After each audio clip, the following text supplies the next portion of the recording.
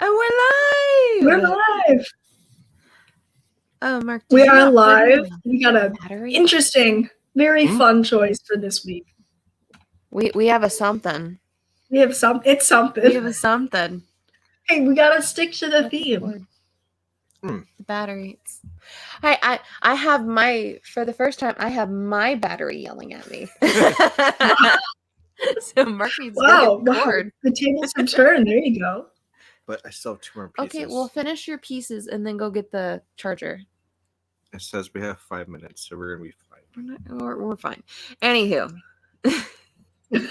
Run out of the room with the pizza in hand. Kill 2 birds with 1 stone. The Bee Movie. I remember going to see the Bee Movie in theaters. Okay. And let's go with that. I don't even remember. I remember it so vividly, but I remember, and then I watched it a couple of years ago. Ever since then, so between that decade, I totally forgot what it was about, and I'm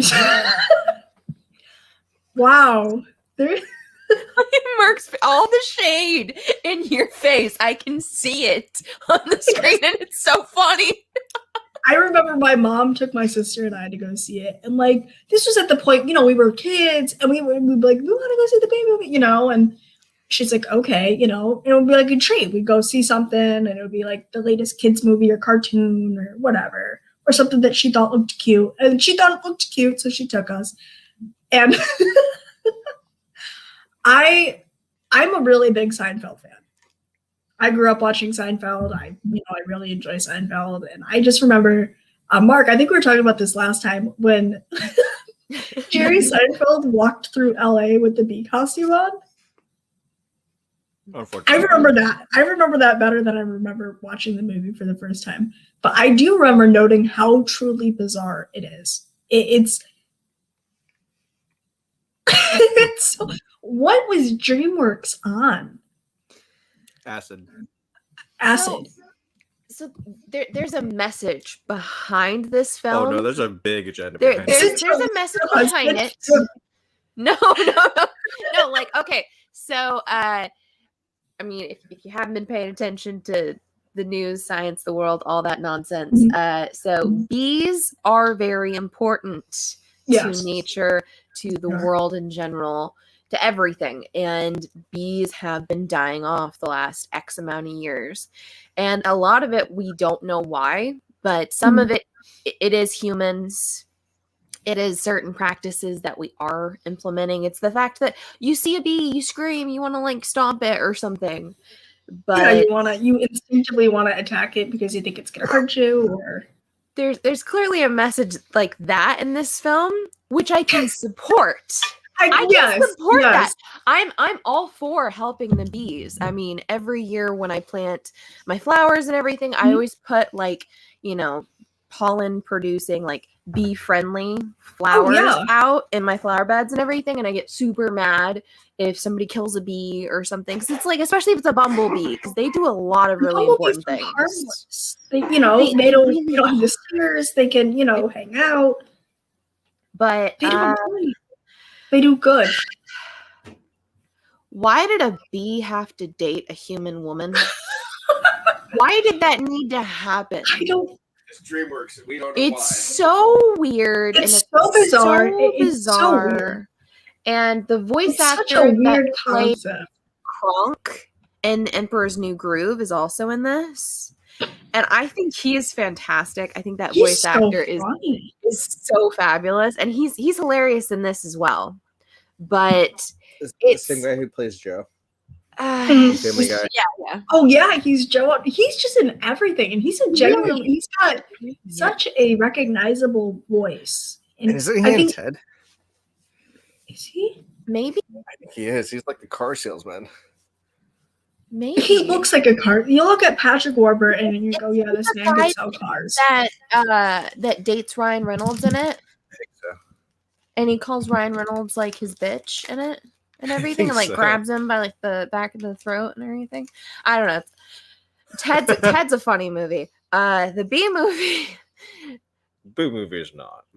But the B movie isn't that bad. The B movie is horrible. It's so bad. Especially when they kept focusing on the stingers, I was like, oh God. I was like, I know this is a kid's movie, but are we going to have a really uncomfortable bee on human love scene at some point? Because I don't know how that's even going to work. And then there's this whole like side story, like that could kind of be construed as like small racism in a way, because even his family is just like, he's like, is she bee-ish?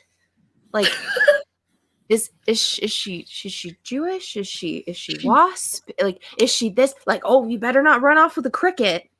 Like, what? What? The way that this movie is written, every line is questionable. Mm-hmm. There's so much going on. Everything is questionable. Like, I grew up making fun of this movie just because its reputation really does deserve to be that bad, because it's just such a wild card and not in a good way. I think if the B movie came out today, I think that everyone involved would be canceled automatically. Probably.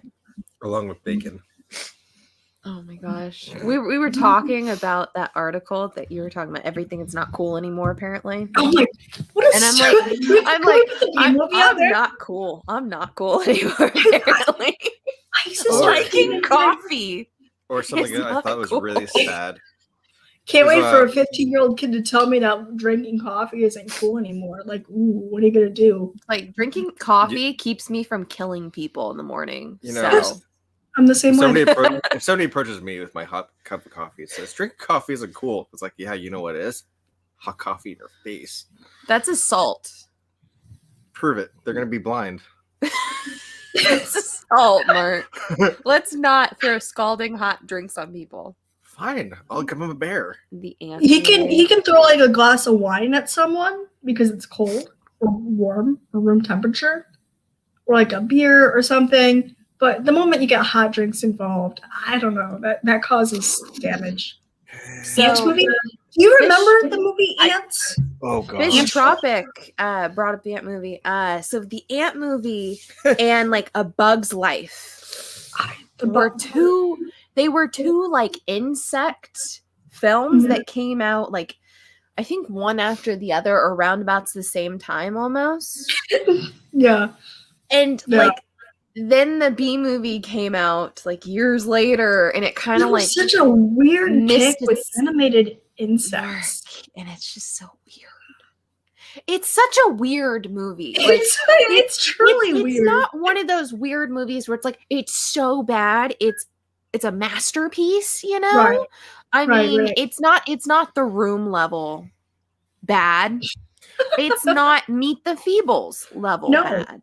Which those are just so bad that they're fun to watch. It's just so awkward. And there's so many like issues with pacing. There's issues with the story at moments. And like there's parts of it that are actually really fun. Yeah. But then I think the world building around Barry B. Benson and his really stuck-up friend and his wife is really creative.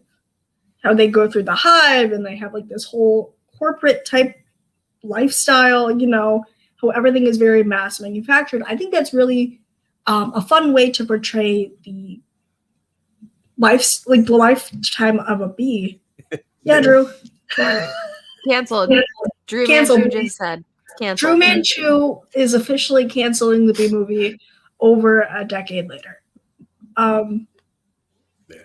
Once on the internet, always on the internet. Glad to see it. Thank you for speaking up.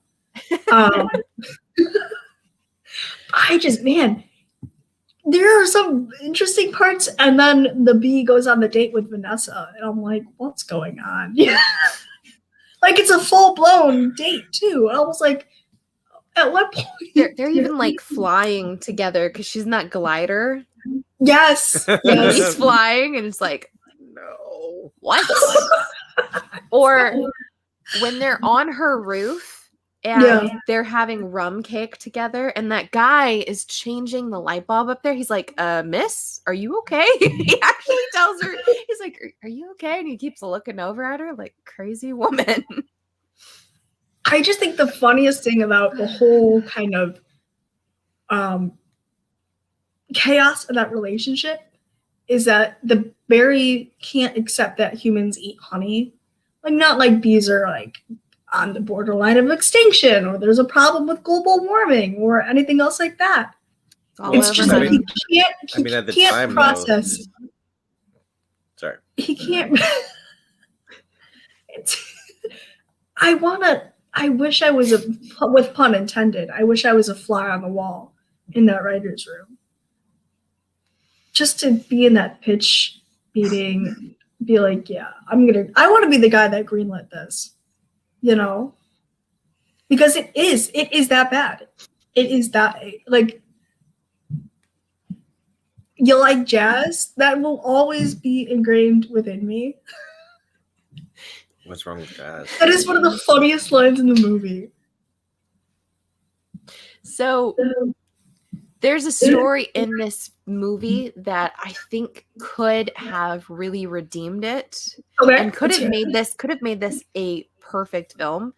Okay. I think the more interesting film would have been to follow the pollen jockeys Mhm. in their life and their like struggles and like a fight to get to the flowers and everything. I And think like it was a really they neat concept. live Yeah. such a diverse life. And they're like, oh, we need these flowers today. We need this. And like when they first go to the tennis court, I can tell you, I played tennis for over 14 years, and you know, through high school and college a little bit. But yes, bees are attracted to the fuzzy tennis balls. And Why is that? What's the science behind I them? think it's got to do with the color, because I mean, your stereotypical tennis ball is that neon orange, that neon yellow, neon Right. green color. Right. But basically every tennis ball is going to be a neon color, even when you get to like the blues or the pinks, you know, what have you. Mhm. But I think they see that, and then they feel the fuzzy texture and they think of a flower. Oh, But I can so tell it's you, as a sensory tennis experience player, for them. they were attracted to those balls. And like sometimes when we had like the huge hoppers out, they would just flood around the hoppers, and you're like, oh shit, there are bees everywhere. And you just have to wait for them to leave. Otherwise you get stung or something. Yeah. Wouldn't you also get the scent? Maybe. I Is will it tell a you, like, rubbery manufactured scent? Kind of. the smell of a fresh tennis ball is like one of the greatest smells known to mankind. Makes no sense to anyone else, but like opening a fresh can of tennis balls and just like that fresh tennis ball smells like the greatest thing ever. After years of playing tennis, I still love that smell. I can't explain it, but it's just like such a satisfactory sensory Yes, true. smell. It's perfect. Attracted to balls. Yes, That's what you said. what I said. There we go. It's One now thing that canon. you and bees have in common We is like that tennis you both balls. really like tennis balls. Mhm. Fuzzy neon I thought it was balls. really, how that was kind of brought into this really truly odd, very weird movie. That they do take a lot of these factual happenings and they New shoe. Who smells their shoes? Chris? what's wrong with you? New shoes? You Are don't we smell just your gonna clothes? ignore the smell of like gasoline at a gas station? Only when Or there are old matches books? involved. New shoes, apparently. New Chris shoes is a smells new his one for new me. shoes. That's I- new. I don't New smell leather. my I shoes. like new leather. New car and Yeah. new leather are kind of the same. It depends on what your interior is. True. But you New don't smell shoes. your new shoes. Dude, like a fresh comic book, Oh, like a brand new comic book that's never been opened before, like the smell of the paper. Mhm. That's a very just That's a very good smell. that's a good That's smell. a great smell. On the contrary to that, very old books. Yeah. Very, like, I where the ink has settled in and it's really preserved and it's very musty and mothballish in a way, but it just smells so good. It's like you open up a book, you're like, huh, this is what the 80s smelled like. Yeah. Now you know. You could be absolutely right. We might not know. Actually, did I ask my mom what the 80s tasted like once because they were drinking like some sort of horrible concoction? Yeah. Yeah. The 80s? The 80s were a weird time. The 80s sounded like a fun time. The 90s were even weirder. Mark threw Yeah. so much shade at the 90s today. I know we're completely going off the subject of the Bee Movie, and I'm sorry, but he threw so much shade at the 90s today for some reason. Well, because one of our coworkers, who is 16, came in with a mullet today saying, this is a badass haircut. And all for it. Literally, he's like, hey, Mark. I was like, hey, what's up? That He's was like, the greatest he's thing like, ever. should I shave a little higher off the top here so I can get that, what it was, a Kentucky waterfall? He's Oh so my excited God. about it, by the way. He fucking Mullets, loves it. okay, I will say that mullets are making a comeback. No, that's what he said. He's like, it's the coolest thing ever. Da, da, da, da. I'm like, no, No, it's no. really not. I just think everyone looks like they came out of the deep south if they have a mullet. Like, it's very Joe Dirt. Yes. I found old photos of my mom With a when mullet. she was like a little younger than me, but she had a mullet, and I Mhm. would not stop giving her shit about it. And I was like, Mom, how's that mullet treating you? I was so mad at me. I blew up one of the photos once, and I had it everywhere. She didn't like that, but you know. Funny. We were watching the Super Bowl before I jumped on, and one of the commercials was Dana Carvey and Mike Myers coming back for Wayne's World. Oh, And God. when my parents were dating, they were Garth and Wayne for Halloween. And I looked at my mom and I go, Mom, Dana Carvey stole your mullet. And I really thought I was about to get hit. She looked at me. She goes, my dad, yeah. She's like, oh, your dad and I were them for Halloween. I'm like, he stole your mullet, you know? But the Bee Movie sounds like something that could possibly make it in the 80s. I don't know if it was meant for the early 2000s. It was behind, like you were saying earlier, it is behind the animated insect trend. And I don't know why, but Bug's Life scared me. It scared the hell out of me as a kid. I think know it was the why. cricket. Was it a cricket? I It's a I grasshopper. thought it was a grasshopper. Grasshopper. He was scary. It was scary. He was And he had scary. no legs. They're very crunchy. And like they ripped their wings off. I in it. remember, Like, he I was a remember very that. violent bug. It's a very dark movie They were it's very dark. violent. for some reason. For Pixar, it's so dark. It's so dark, but yet McDonald's made toys after it. Oh, McDonald's will monetize everything. Oh yeah. Yeah. Oh, you can find all of those old McDonald's toys on eBay or Amazon or Well, actually, Etsy or something. You know, I'm sure there's someone's got like a Depop page where they're just selling their old toys. I got a McDonald's hat from Jurassic Park and a pin. Did you really? 1993. Yep. We've still got more Jurassic Park on the way Yep. We with never Kevin stopped. Trevorrow. No. The bee. Jeff Goldblum is still out there. He's just there. You know, in a way, Jeff Goldblum reminds me of a more intoxicated Larry King. Yes.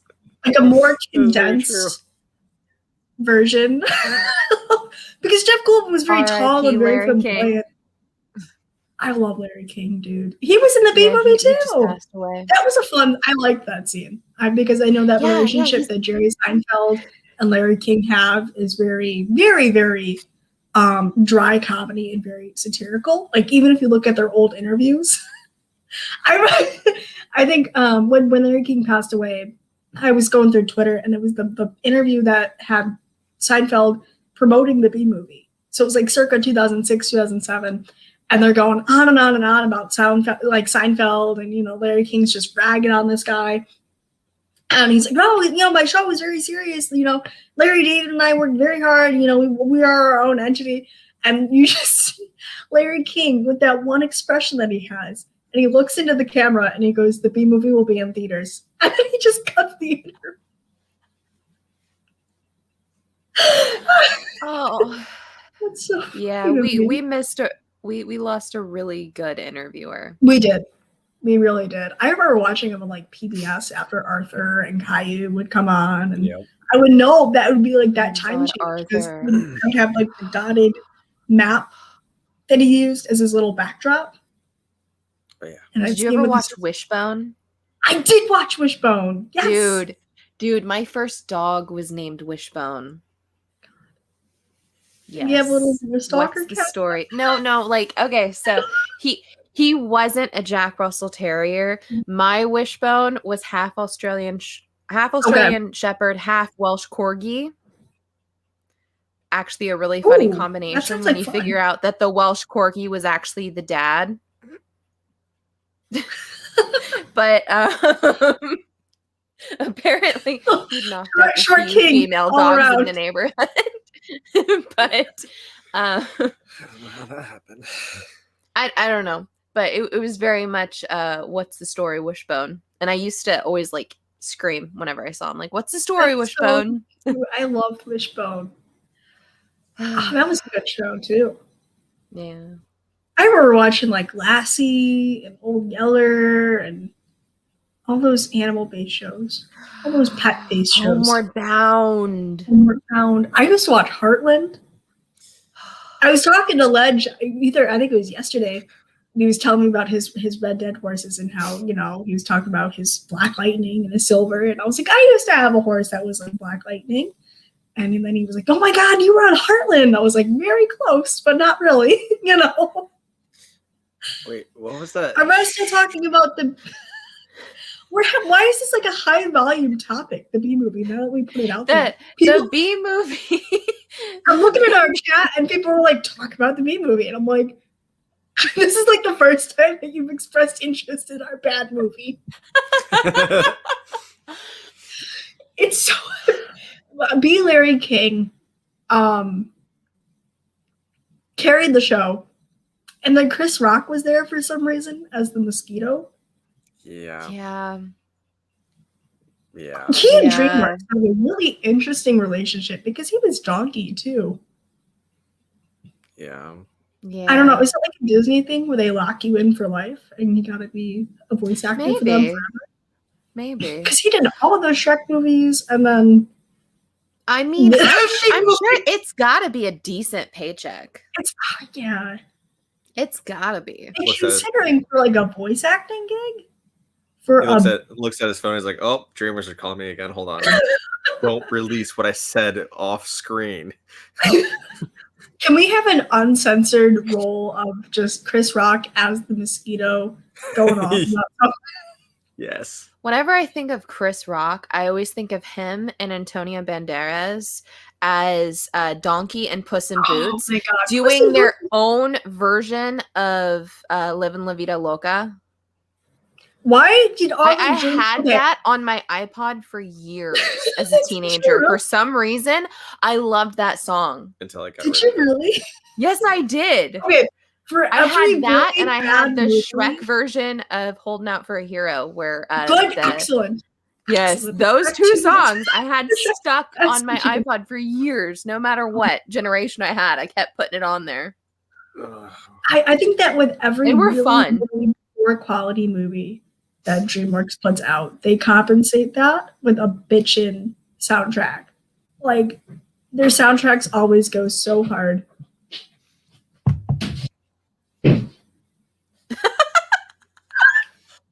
Well, hello.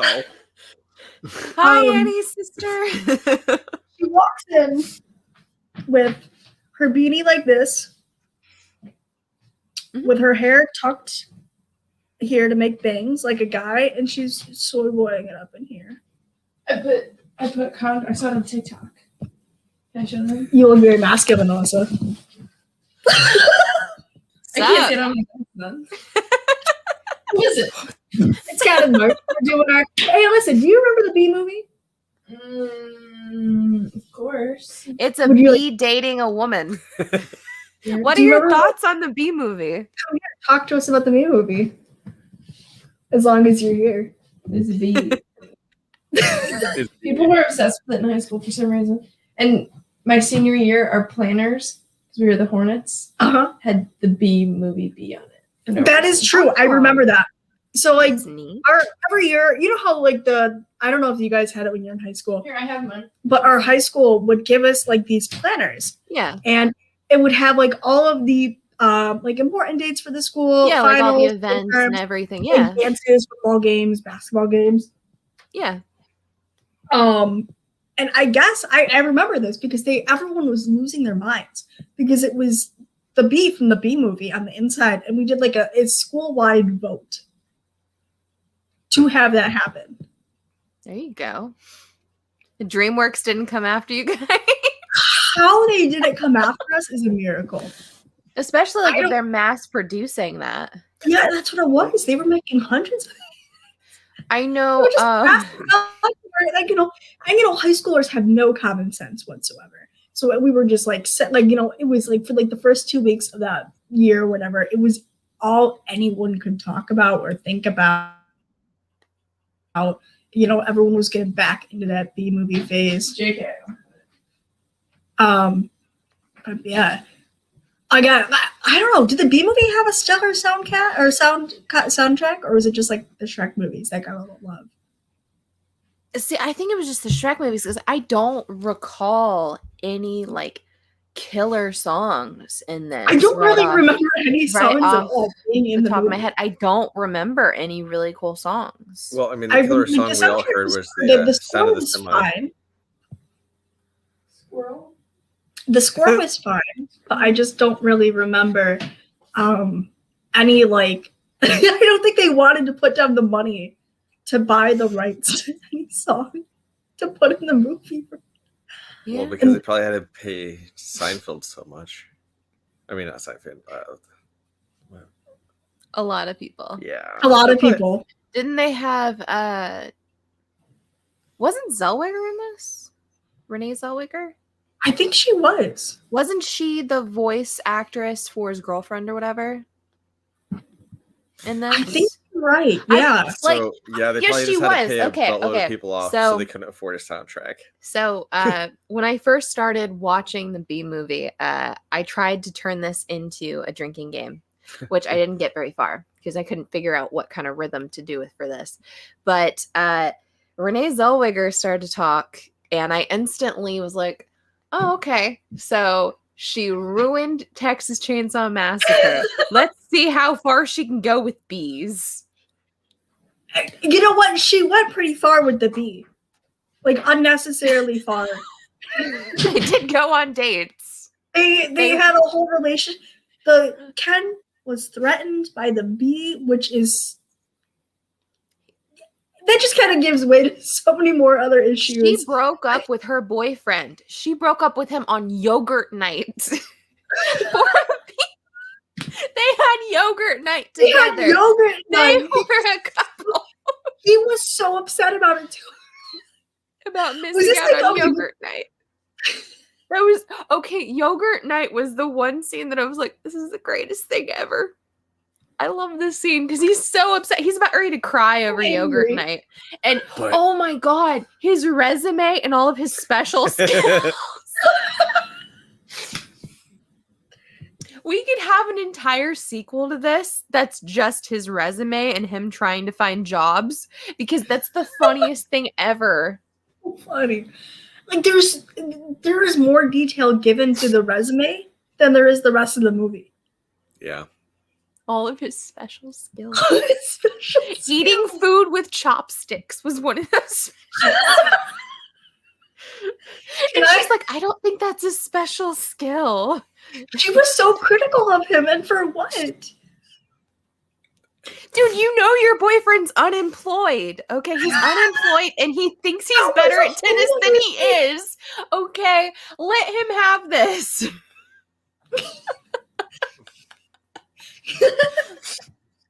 There was so many other issues that were going on Like this guy just wanted to find a job, and his his to-be fiance left him for a bee on yogurt night. On yogurt night of all nights. He was so upset Right. over yogurt night. Vanessa is we can't rock with her. Nah. Very selfish move. She's the Yoko Ono of yogurt night. She broke that poor man's heart. She oh my god. She broke She up broke the yogurt band. night. She broke up the band. Yeah. And Who is he gonna play? Who's he gonna play tennis with now? Huh? Who is he gonna play with now? He needs a tennis what's- partner. What's the one sport that you just hit the ball at the wall? Racquetball? Squash, racquetball. Yes. Oh, squash do is like a it's like a paddle, but it's baseball, Yeah. right? Yeah. But I mean, you can play that against a wall also. You though. can. You can. Nobody's gonna stop you. You from can hitting you your can squash also bat. play tennis against just a ball machine. However, if you That's have it right. set on the wrong setting, it will leave welts. Yep. I learned Are that you from speaking experience. from experience? Yeah. Yes, I am. I've been covered in welts before because somebody messed with the speed on it because they thought it'd be funny. What? Just because you hit 60 miles an hour doesn't mean it hurts. 60 miles an hour. Welts. You can adjust those to go really, really fast. It's I kinda thought like those were just kind of exaggerated. in No, how no, fast no. they You go. can turn up the speed quite a bit depending on what machine you're using. just like baseballs at 90. Yeah, they pitch quickly. I used to play badminton, and up in the later part of my badminton career, like I was hitting that bird like 100 miles an hour, 200, or like 110 miles an hour, because you just bring it. It's like tennis. You get that Yep. right position, you get the right leverage, you go quickly, you move Yep. fast. Racket sports are so cool though. You know the thing that's really great that I learned in tennis later on? Mhm. You know what's an easy point? Hmm. If you spike it at someone instead of near them. Because if you hit them, they can't hit it back. It's an automatic points. That's a great tip. I learned that from both ends. I've been hit in the throat before. Oh no.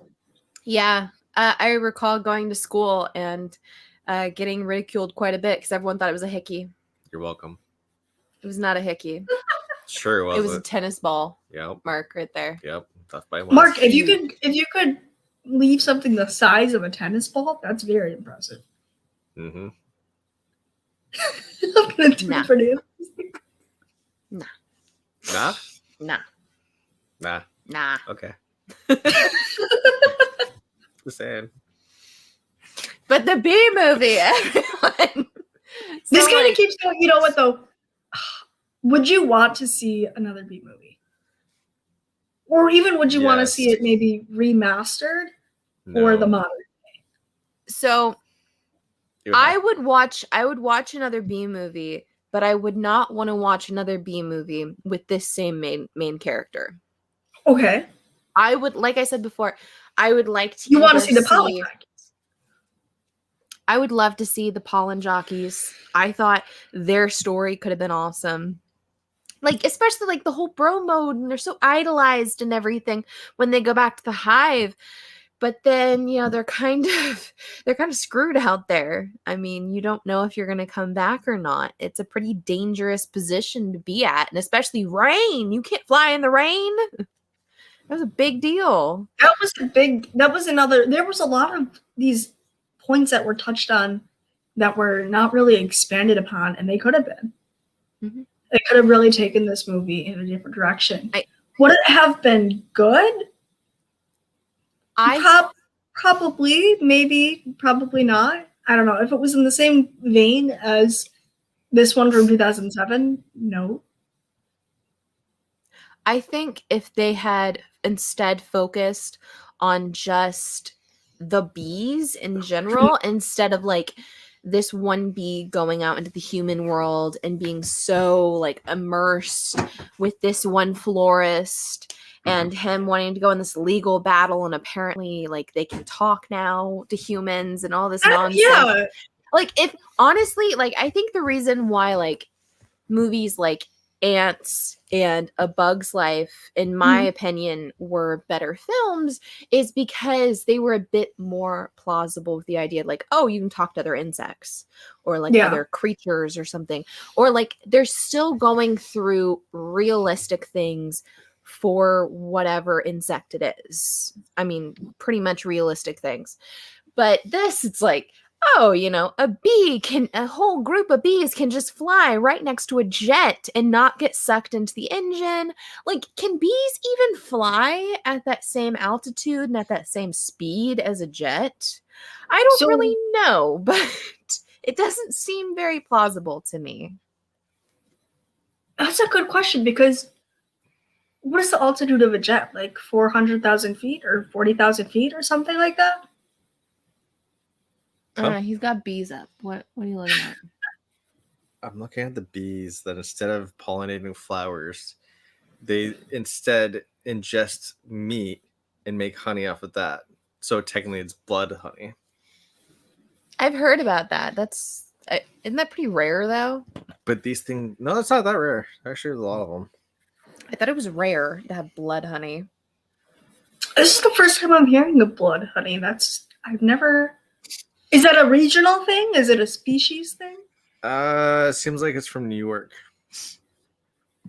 Not surprised if it's from New York. A lot of shit happens in New York. It says, well, I just put in blood honey bees. You know what else would have been a really funny story? Hmm. So when they got to the actual like beekeepers and the honey farm and everything and the bee farm, and they're like, yeah, we had to migrate here because our queen's here. And then they show the picture and it's a bee in drag. I would have liked to have seen the story of that bee queen. Okay. I wanted to see that bee queen and like all the facial hair and everything, like trying to keep that entire hive going. And when they tell this bee queen that she is supposed to produce babies, and she's like, nah, we're not going to do that. Like, how funny would that be? That's such a fun way to take on this term of like a queen bee. Like, because usually you apply that and you think of a really man. Like a really like Regina George type character that's like mean, like intentionally very mean and very gossipy and catty. Just that's a joke that's before its time. A drag queen bee. They also have another queen bee joke when they're talking about the newly elected queen bee in our main character's hive, and it's like, yeah, she ran on a position of more honey. So I guess that was her whole thing, more honey. She got elected into office. More honey. I thought bees were supposed to be born as a queen. I thought there was no politics in the world of insects. I thought literally it was you were born the queen. And when the old queen died or whatever, this new queen or whatever took over. I thought that's how it went. Because isn't that how it goes with like ants and everything? I thought it was the same way with bees. I could be wrong. I think it is. But bees I would can assume that fly. it kind of has the same logistic sorry. adaptation to it. I don't really know. I guess bees can fly at 24,000 feet. Oh, okay. Some can exceed 30,000 because some bees do fly over Everest. I stand corrected. There we go. Very plausible. Good job, Bee Movie. But flying at 600 miles an hour is impossible. Yes. Yeah. They would be sucked into that engine so fast. Right? They wouldn't even know what hit them. Or apparently the bees that are honey makers in this movie, they didn't really stick to, well, they may have stuck to the idea of bees flying at the jet engine windows and, having that interaction. The ones that we see that are making honey, male bees don't contribute to the honey making process at all. They do not. So it's like the lions and the lionesses with like hunting versus like their manes. And, Right. like, they're just there for Right. like big things. So this was more like a plot device than it was like them being like, we're gonna stick to what we know about bees, you know. Big factory. So Chris Barrett's got something in the chat. He says, "No, queens are designated. I have an aunt who keeps bees." So that's cool. That is very cool. I've always been interested in people who could get into beekeeping and make that not only a hobby like but a honey. livelihood. I don't know if I could actually keep bees. I think I would that be so scared. That seems like a lot of work, personally. And a lot of my family is allergic to bees. I'm not. We talked about this. I don't know if we talked about this Friday or last week, but my brother and his family are all deathly allergic we were talking to about bees. this last week. Yes, how And you'd have every time there's a bee in their yard or their house or whatever, he knows to give me a call. I have to go over there no matter what time it is to go catch this thing. Because first off, I don't want them to kill it. Because Right. I know, bees are really important to the world. And then they're all deathly allergic to it, him and his kids. So I don't want them to get stung by it either, and we've learned that, unfortunately, I'm not allergic to bees because my feet were made into pincushions as a young child running through the country for some reason. When you had the bees, sting all the bottoms of your feet. Well, were they Africanized? Are they after what? There's Western bees. There's Africanized bees. Africanized bees can It fly. was the countryside of Indiana, sweetheart. What kind of African bee do you think's flying around here? Actually, my grandparents had a small farm. It's not like a big deal, dude. Well, I mean, if you piss one off, it'll chase you up to a quarter mile. Dude, I had little strappy sandals that I used to just run around in, and then like they'd get scooped up, and you get the bees and the soles. One day they just stung the shit out of the bottoms of my feet, and I ended up having to go to the hospital. Thankfully, I have no allergens to bees whatsoever, which is funny. The bee stings right there. I'm allergic to everything else on planet Earth, apparently, but bees are not one of those things. Apparently. I mean, out of all of the things that you could or could not be allergic to, like, there's such weird allergies out there. People who are allergic to like bananas or like tomatoes or some shit. And I'm like, how do you generate that allergy? Peaches, pineapples, pears, shellfish, oh my god, sea sponges, sea salt. Wait a minute, I can't eat fish. Okay. Also, the leading ingredient in Mucinex I can't have. Okay. There's other things I can't have either. But like, I've got a whole laundry list of things I am extremely allergic to. Yeah, I went to a family wedding with him where there was chopped up pineapple bits on top of chicken. And I thought for sure that it was onions. And I hadn't had pineapple in like over 10 years by that time because I had a severe allergic reaction and I was hospitalized and everything. And I hadn't thought anything of it. So I was eating this chicken and Mark took a bite and I was like, I don't know what this is. I was like, I don't know what they did with this onions. Like, it tasted really good. And I was like, I don't understand because I don't have pineapple. I can't have pineapple, and it tasted really good to me. I was like, I don't know what this is. Mark took one bite and he's like, oh shit. I turned into a lobster.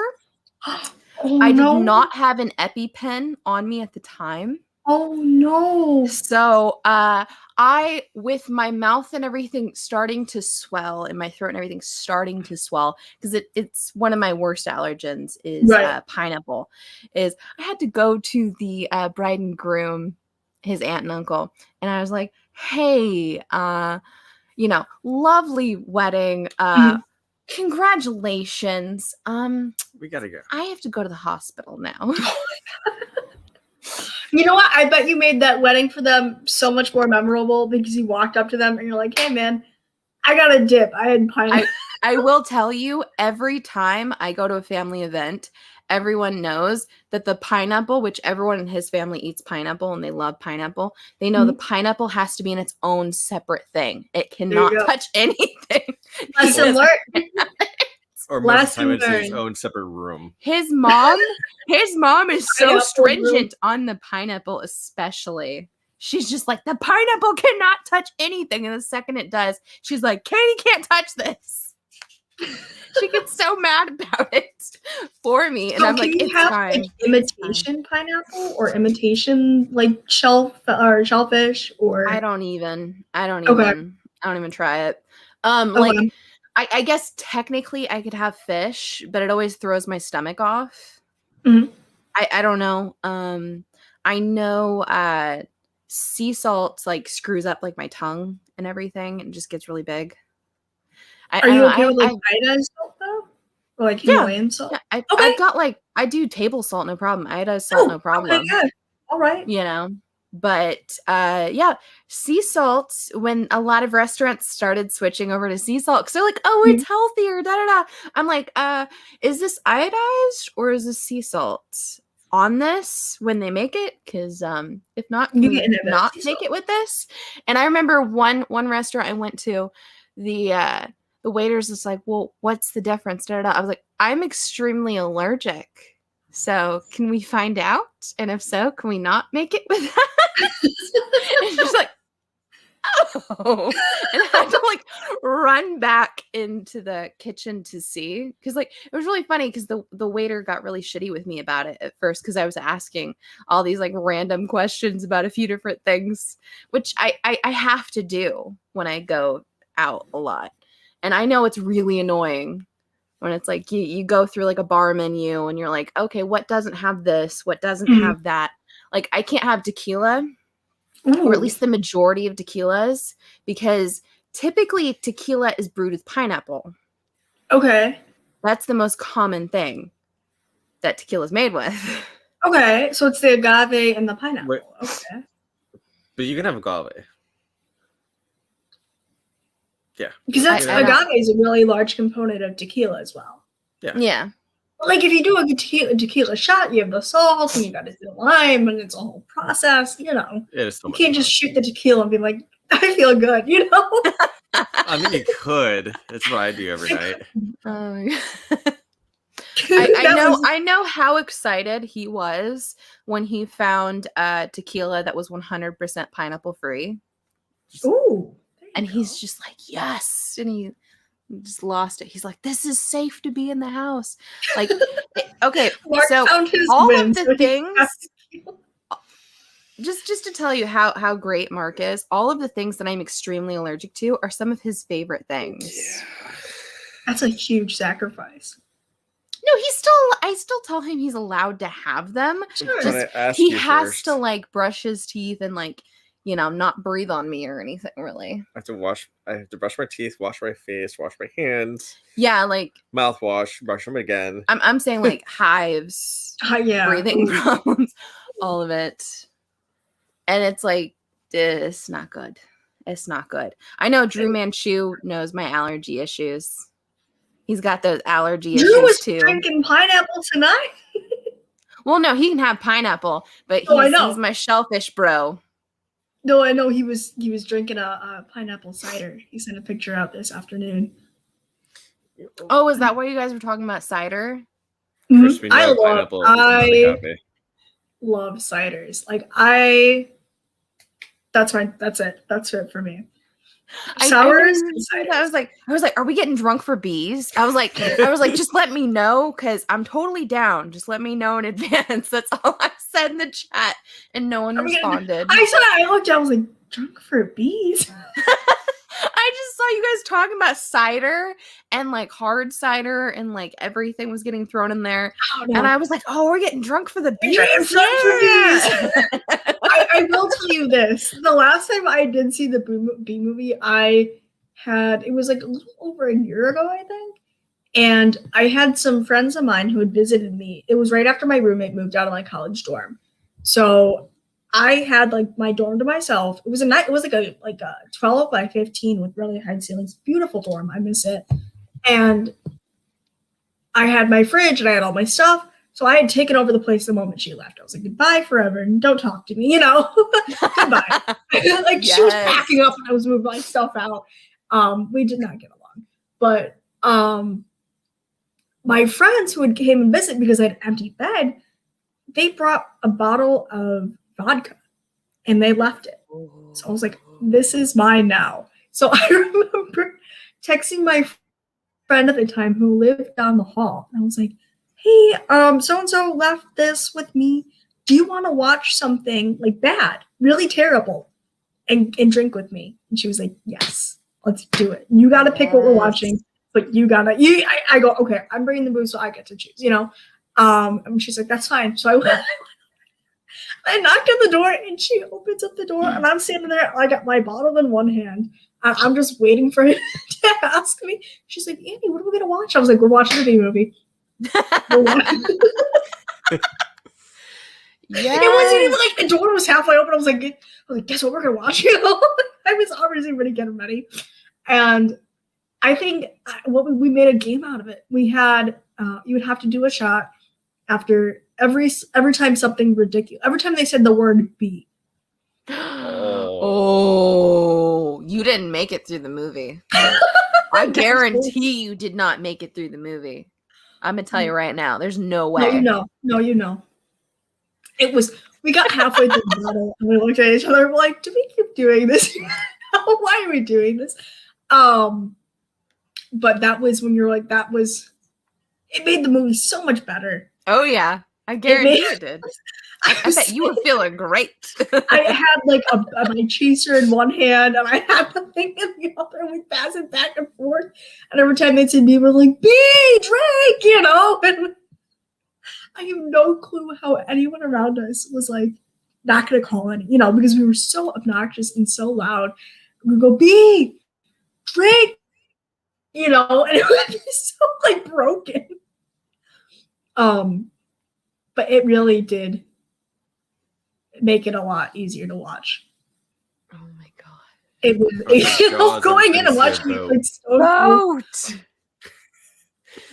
So whenever because Mark used to go to Alaska for several months out of the year, we used to do like a little movie marathon at a friend's house. Like we call it Beckathon whenever he'd come back. And one of the movies we'd always stream would be Jaws. Because you get super it would be like later in the evening and everything. And it'd be a lot of people. We'd all be drinking and everything, and it'd be like 1 or 2 o'clock in the morning. And it's like every time you see a boat or you hear something, you're just like, boat! And everyone has to do a shot. So and just fun. Stupid things like buoy. That's so you gotta do a fun. shot. You don't do a shot for the shark. You don't do a shot for the shark because it's too serious. You gotta have that stupid things. That shark. You just yell that whatever stupid thing you think of, like seagull shot. No, everyone has to take a shot. I think it's boats and buoys. No, we were doing every stupid thing possible. Oh, I think once I said, "Hey, the ocean." Everyone did a shot, or water turned into one of them. Yeah. Oh my god, dude! I miss just random drinking parties. Yeah. Like, for 4 hour of age viewers. Age. Yeah, of age. Over 16? Mm-hmm. Sure. Yep. That's that's a drink. That's legal drinking. Yeah, right? I think it's legal. Yeah, I think so. Last time I checked. I mean, you just can't buy it, but you can legally drink it, right? Oh my gosh. Were your dorms a dry dorm? So they were a dry dorm if you were underage. So my freshman dorm, I got busted. But my freshman dorm, like, did you get kicked out? No. I kind of said, hey, you guys are right. You caught me. And then I had to write a paper of like why I was wrong, But I just picture you the one that I lived in, like 20 lines. I will not drink this again. I was like Bart Simpson. But it was that one was like a zero tolerance. But like after that, once I moved into the general buildings where it could be anyone, they didn't really bother you unless you were being super obnoxious about it.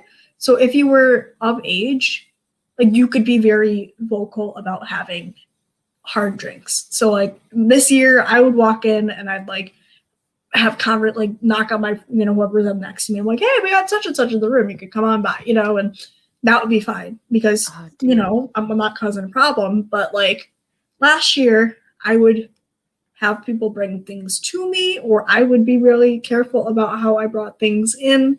And whenever I did decide to drink in the dorms underage, I would just be like, I would not go all out. I'd have like one or two and then call it.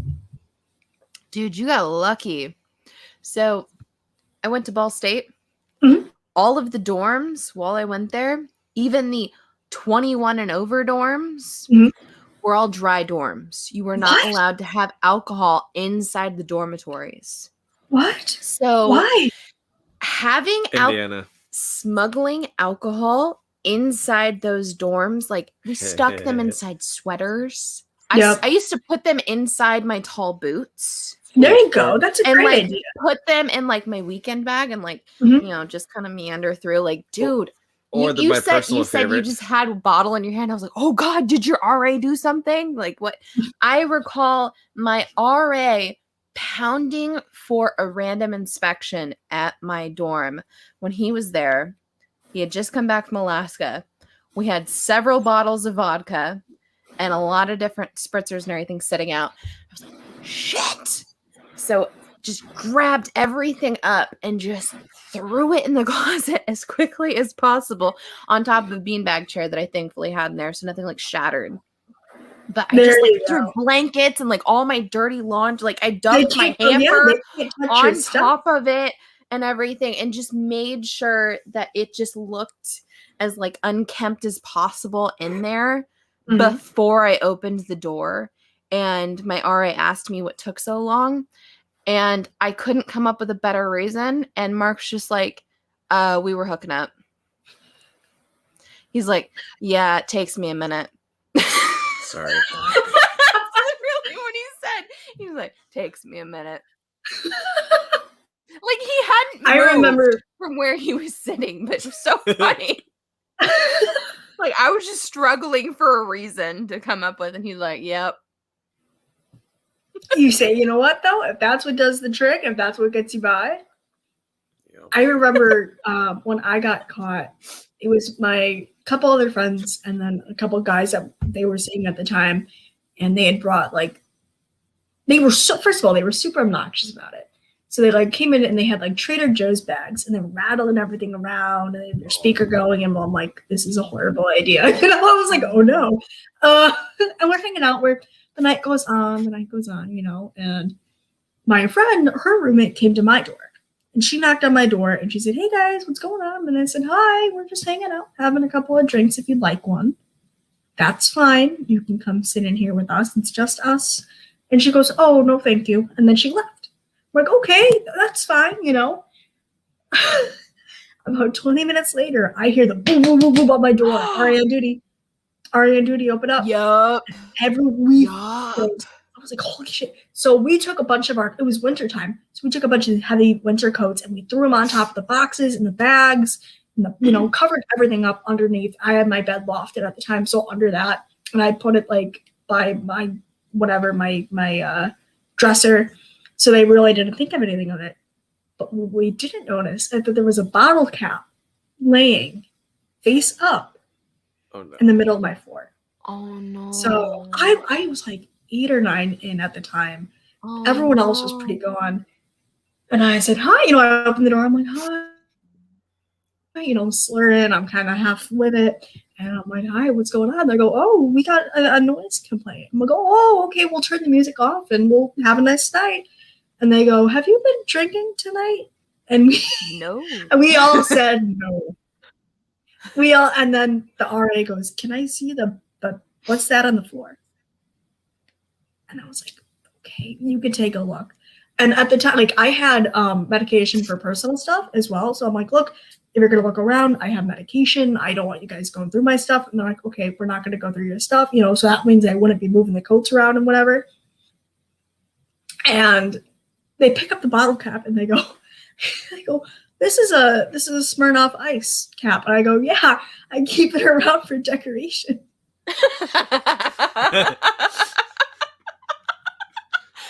That's not the worst excuse I've ever heard. How was that taken? I was freaking. They go, oh, okay, and then they called the campus cops over, and they were like, they're like, I think it's time to wrap it up. We're gonna put in file a complaint against you, and I had to show them my ID for not my actual ID, but my student ID, so they could jot down my number and stuff. And they kind of broke everything up, sent everyone home. And then I remember my friends and I were like, oh, we're screwed. We're done. They're kicking us out. We were freaking out, and we were like, how could this have happened? The girl that lived with my friend at the time, she came in and she's like, I called them. What the fuck? She thought we were being unsafe. Are you serious? I'm very serious. So I had to pay a fine, and then I had to write an essay of why as to I was wrong.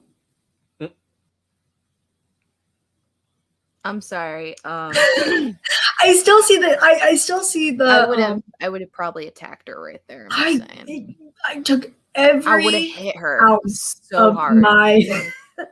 I still see her on campus from time to time.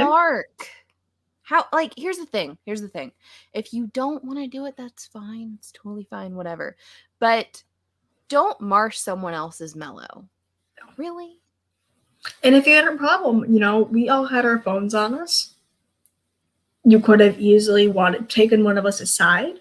And said something. And issued some concerns. You know what I mean? There were so many other ways to go about it. That just kind of we're so much better than calling the folks that are going to get you in trouble. Yeah. I still see her around. She still won't look me in the eye to this day.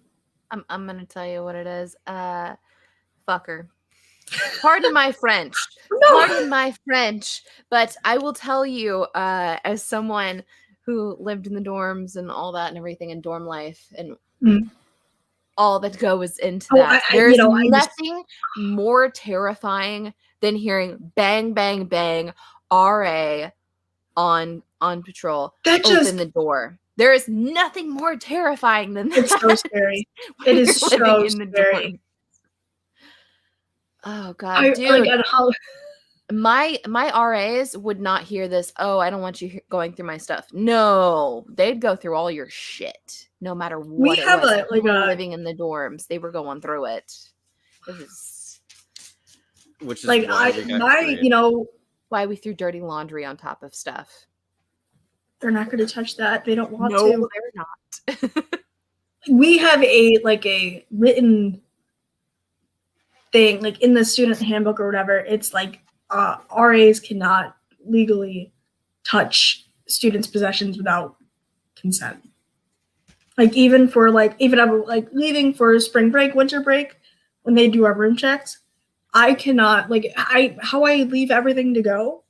My RA cannot come in and open my drawers. She cannot go through my clothes. She cannot go through my belongings, my fridge.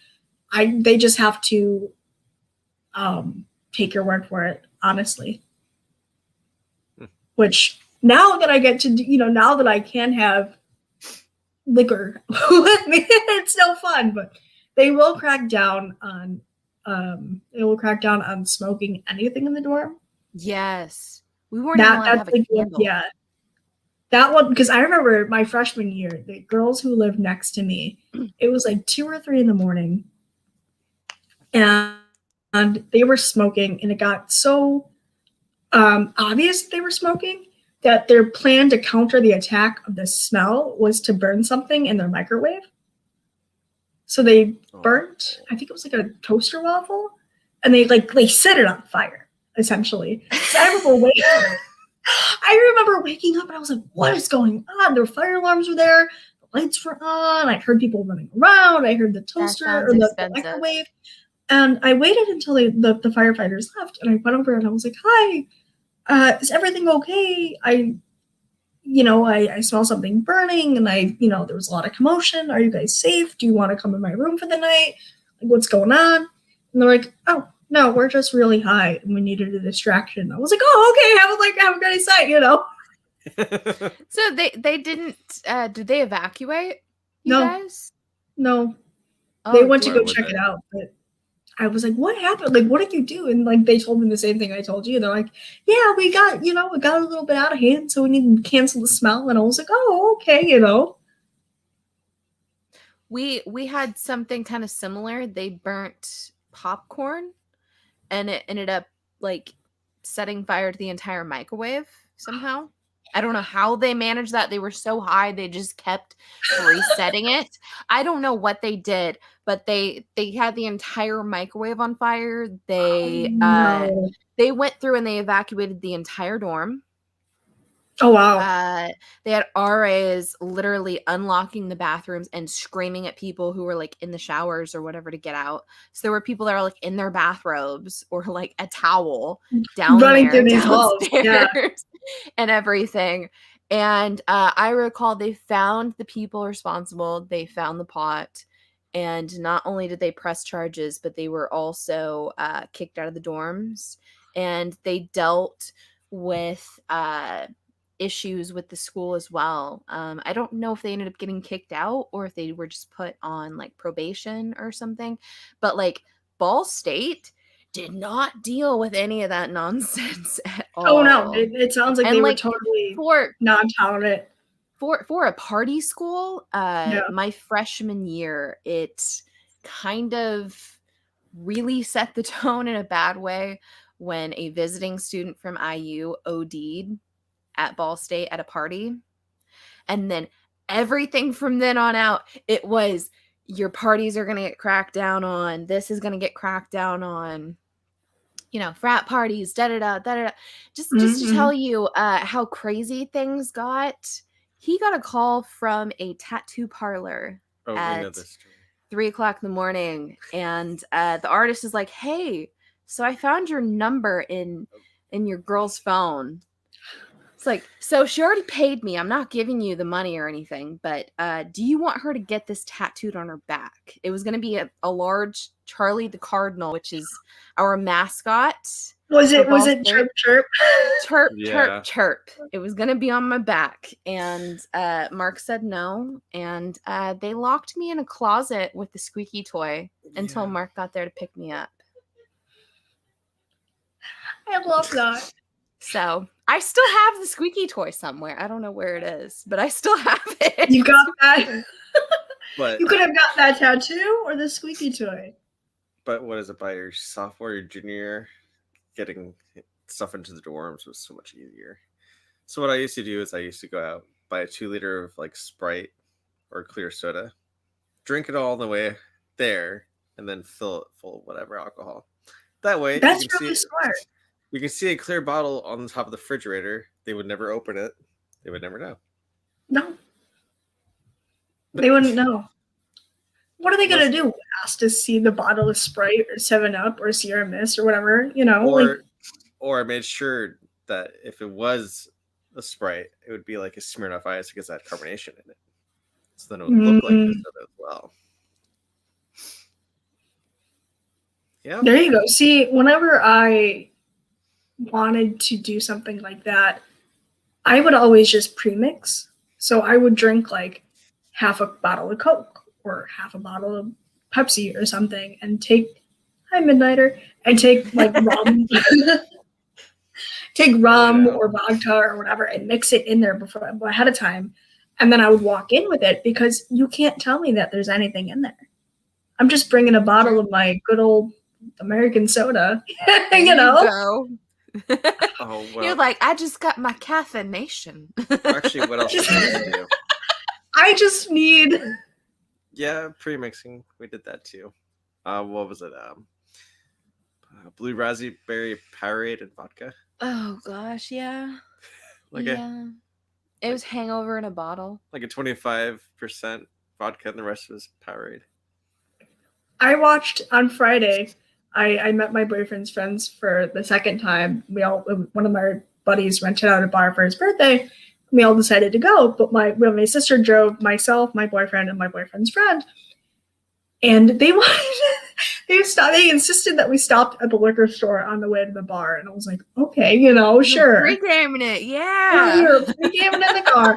So I go in with them. I watch my boyfriend's friend buy the little bottles of rum, like coconut rum, and then he bought red Gatorade. Mhm. He gets in the car and he opens it up and he mixes them and he shakes it and he takes a drink and he kind of stops for a second. And I look and I go, Jalen. I go, Jalen, what is that? What did you do? And he goes, well, I can tell you what it isn't. And I go, what isn't it? And he goes, it's not good. Yes. And I look at, he didn't even realize that he bought coconut rum. He thought he was buying like little shooters of like straight up vodka or something. No, you I have go, to read the yes. label. He just, it was like in a little bucket by the cashier. Oh, where you stick it in no. Oh and my you- gosh, no. He's like, this is $2 a piece. I'll take 6 of them or whatever. And I was like, okay, You always have to read the label. I get in the car and I go, what did you mix this with? And he gives me the Did thing. he and get little Malibus and do it? Probably. Oh I god. didn't realize. Oh Those no. don't mix with anything. Oh no. You just gotta shoot those, sweetie. Oh. That's why they're crying. And he's like, I thought this would be good. And I go, on what planet did you think that would be good? There's a lot of really great ideas to just do your like $5 under cocktail, your quick cocktail, but this is not one of them. That's like it's Svedka Rosé. Oh, Svedka Okay. Rosé does not mix with anything. Is it good on its own? no. No, not No? really, unless you really want to get drunk. Okay. That's pretty much its whole purpose, is just to get you drunk quickly. I tried it out because, vodka. Why not? Mhm. And I'm not really a wine drinker. I don't drink Mhm. wine. Oh, wine. But it was the new Svedka at the time. It was the new whatever at the time. And I was like, I haven't tried this. I'm gonna try it. And trying to mix it with random Gatorades does not work. But when you're in college, you try It works. everything. You do. You really, really. And tried- once you buy that liquor, you don't stop. You just finish it because it's No, alcohol. you don't. wanna You finish don't it. give that up. You don't. You don't waste alcohol. You just finish it when you're in Or, college. Camelbacks. Oh God. Yep, Camelbacks. So I actually would buy specific bladders and just put straight wine in it. There you go. Like the box That's wine. awesome.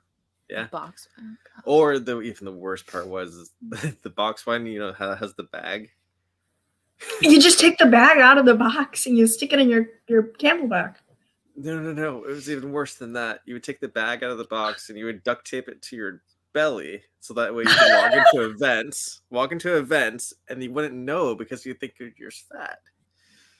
And then you would go back to the bathroom, try to rip it off, and you just walk around with the bag. And I never knew this. yeah. I never knew this about you. Yeah, it's called slapping the bag. You slap the bag and you get a That little just sounds spritz of wrong. warm wine from a box. Yum. Hey, it Oh my God. did the trick. Oh my God. Because there were some That's events that why you didn't I smell bring- alcohol. Whenever I go to events, I bring like the styrofoam coffee cups Yep. Okay. with the lid, and I just fill those up. There you go. And since you can't see in it because it's insulated and it's got the styrofoam, you can't really say if it's coffee, if it's tea, it's wine. You'll never know. It's a mystery. I would say, or what my parents did for their cruise is they actually went to Amazon and they bought the The hidden hidden liquor containers that are Mm-hmm. supposed to look like other things. So like the shampoo bottles or the sunscreen bottles. Oh, yes. Okay. They That's sent not me a bad picture- idea. Whoever came up with these things is an absolute It's very genius. clever. They've got them It's all very over Amazon. Well, because You gotta going be on like the a certain cruise, level of alcoholic to be that guy. And I applaud whoever decided you're making my life a little bit So easier. does your university, I mean, don't like throw out your name or whatever of the university if you don't want to, Mhm. but does your university have like a theater where you do screenings or whatever? We do, yes. We're a Okay. fairly small school. There's about last time I checked, like 3,000 of us, 3,200. So like it's a very like campus is only a mile long. We have a traditional theater, and then we have like an art building, and in that art building we have a screening room. So sometimes they will show films or movies in the actual theater, and then they'll do it in like the little black box theater as well. Just kind of depends. I'll tell you, the one thing that I really miss about my school's theater was occasionally they would do like reaction theater Mhm. where we got to see a movie before it came out in like theaters and everything. And the whole thing was you'd sign a release form that you wouldn't talk about it, da da da da, and you'd get in for $1 or whatever. And the whole thing was there'd be cameras everywhere, and it would just be to get like reaction shots Oh, the so they crowd. added it into the trailers, and they have that and that everything, excitement, like yeah. the whole like people screaming, what have you. So we saw like movies like The Conjuring and everything beforehand, The Purge. things like that. Mm. But my group of friends, including Mark and everything, we used to pregame it beforehand, and then we would sneak alcohol in, and we would just. So the first time I saw The Conjuring, I thought it was the scariest thing I'd ever seen before because I was so drunk at that point. So everyone in my group, every time we heard someone clap, we lost our heads. We were all like screaming to no end. So then we went outside and went hide and go clap. Scariest. Yes, we did play that after at like 3:00 in the morning for like a good 2-3 hours of just. Yeah, which that was the first time my RA, when we went back to the dorms, did the whole sobriety thing with me. And I just looked at her and I was just kind of like, I'm not doing that. And she's like, well, touch your nose, da da da. And I was like, no. I was like, my hands have been touching all sorts of things. And I was like, as you can see, I've done my makeup for this evening. I'm not going to touch my face and get a zit on my nose. And I turned into complete little prima donna there for a second. And it was just a good 10 minutes of me bitching at her until she finally just got annoyed with me and told me to go back to my room. So I got out of the sobriety test that way. We don't have, like, we never had RAs approaching us about sobriety tests. Dude, she wanted me to do the whole this and all of it. I was like, Walking no, a line. I'm not doing it. And she also asked me, she's like, well, why don't you recite the alphabet backwards? And I looked at her, I was like, I can't recite the alphabet backwards first thing in the morning. You want me to do it at 4:00 in the morning? What is wrong with you? Yeah. It was a lot of just me yelling at her. Well, it was because they And wanted you vice to say that versa. line saying, well, I can't even do that sober. I almost said that to her. Now, the next time somebody says touch the nose, I normally just start going and trying to touch their nose. They didn't specify which Oh my nose. gosh. You're right. About a year ago, so my school doesn't have Greek life because my school is in a historic district. And because of the neighborhoods and everything around that, we can't really. They tried it in the 60s and it didn't work up. So they were like, we're done forever, and they kind of outlawed that. So to experience actual Greek life, whenever I visited my sister, who goes to a large, like a party school, I would go with her to whatever party was going on. And I don't remember a lot. I remember hanging out with the bartender because I knew nobody else there. And he was one of the frat boys that lived in the house. And I was like, hi, so you come here often? And he was like, yeah, I live here. And I was like, didn't know what to say. And then the night went on, and we decided to head back. And she has one of those dorms where it's like an apartment style, like you walk in and you feel like you're in the lobby of a hotel or an apartment, and you have to check in with the desk person. Yep. Or, scan your ID to get on the elevator, all that good stuff. And I remember we were all very, very messed up. And we got in the elevator.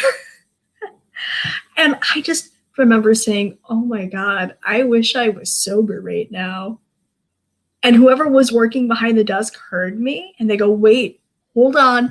And they start running towards the door. We're hitting the button. We're clicking the button to close the doors. And as soon as they reached the doors shut, and we went up. But I was like, I wish I wasn't, I wish I was sober. And I'm like, what? God. No. Annie. I know. Or I know. Actually, which dorm was it? It's like I would beat the elevator by running up the steps. Kinghorn. Yes. So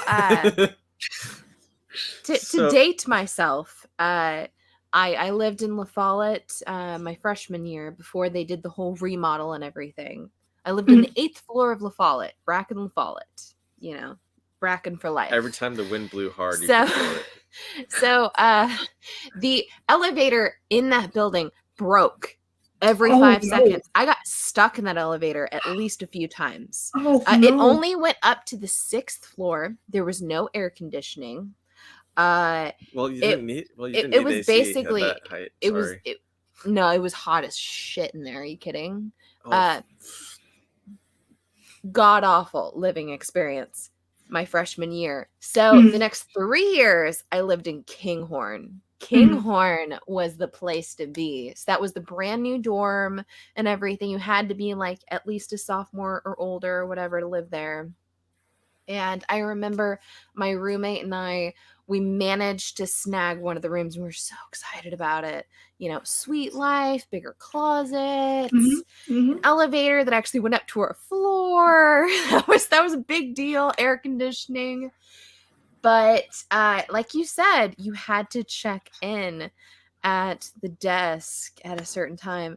So I recall working on a project for my business law course, and we were pulling one of those all-nighters to get a project out. It was this huge huge business plan we had to work on. So it was myself and 2 other people. So one of which he is now an attorney in his own law firm. So huge shout out to him. Oh, very Another cool. one Congratulations to him. He's an actuary, so huge shout out to him as well. But it was me and these 2 guys, right? So we were doing just whatever, and neither one lived on campus.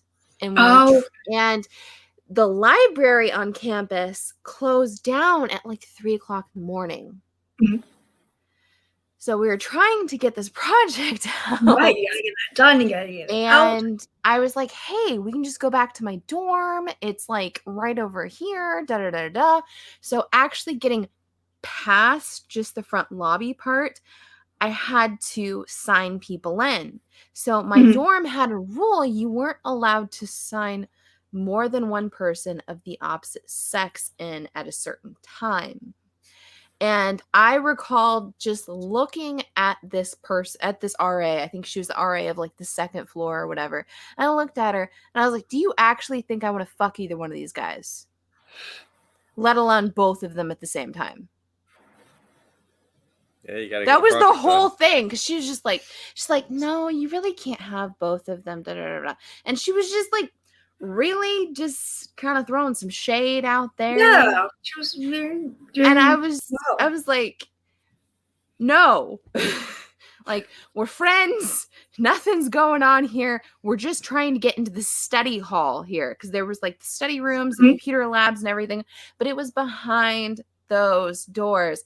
So instead, we sat there in the cold lobby for 5 hours trying to get our project out, because this one RA was not being a pleasant person. And I recall I fell asleep in the lobby, and my partner woke me up and said, hey, you might want to go upstairs and like sleep or something. Why are RAs so like up in everyone's business? Judgmental. Although what's really funny about that though, I is, literally asked if she wanted to escort us to the study room. I was like, dude, we just want to go to the computer lounge. That's literally it. We just got kicked out of the library. We just want to go to the computer lounge. Because, dude, pre-law and legal studies there at Ball State, that's a huge thing. It's a lot of work. or what I thought was But really, the program of that stature, you would think that they want you to do something about that, you It's a know? lot of work. I got it, but it's a lot of work. Oh yeah, it's not easy. It's not easy to come by. how is it that you had such a hard time getting past people on front desks? You know what I used to do? Act like you own the place. You Yeah, used to flirt with the front desk. Okay, so Mark used to go in there and he would hit on whoever was at the desk. and they'd let me in. Just hit on him. Or He used to tell them that he's there to visit his brother Mhm. or his friend. Mind you, we'd been together a good 6 years at that point. He was like, yeah, I'm just here to visit my friend, you know, da da da da. Oh yeah. Used to get into like everywhere that way. Yep. Are you Yeah, kidding? if it's not, you know, At it movie works. night, they used to know him and they would just give us all free popcorn because it's just like, oh, what's up?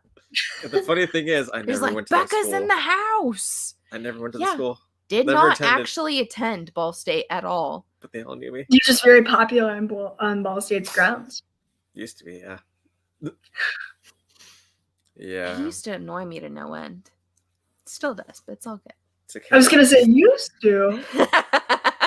what line did I used to say? It's like, I'm here to visit my brother John. He lives on this floor. So I don't Yeah. want to let him know that I'm on my way. So Yeah, I'm here to just surprise him.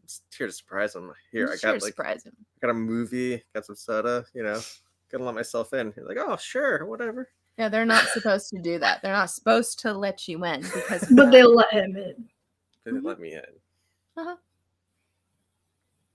Oh, it's okay. It's even worse at Purdue. I could still Oh get my in and out of almost gosh. any dorm. Let's not talk about that. Or actually, when I was delivering flowers, right? Yeah. Any greenhouse, you just act like you own the place, and I would get into employee-only areas.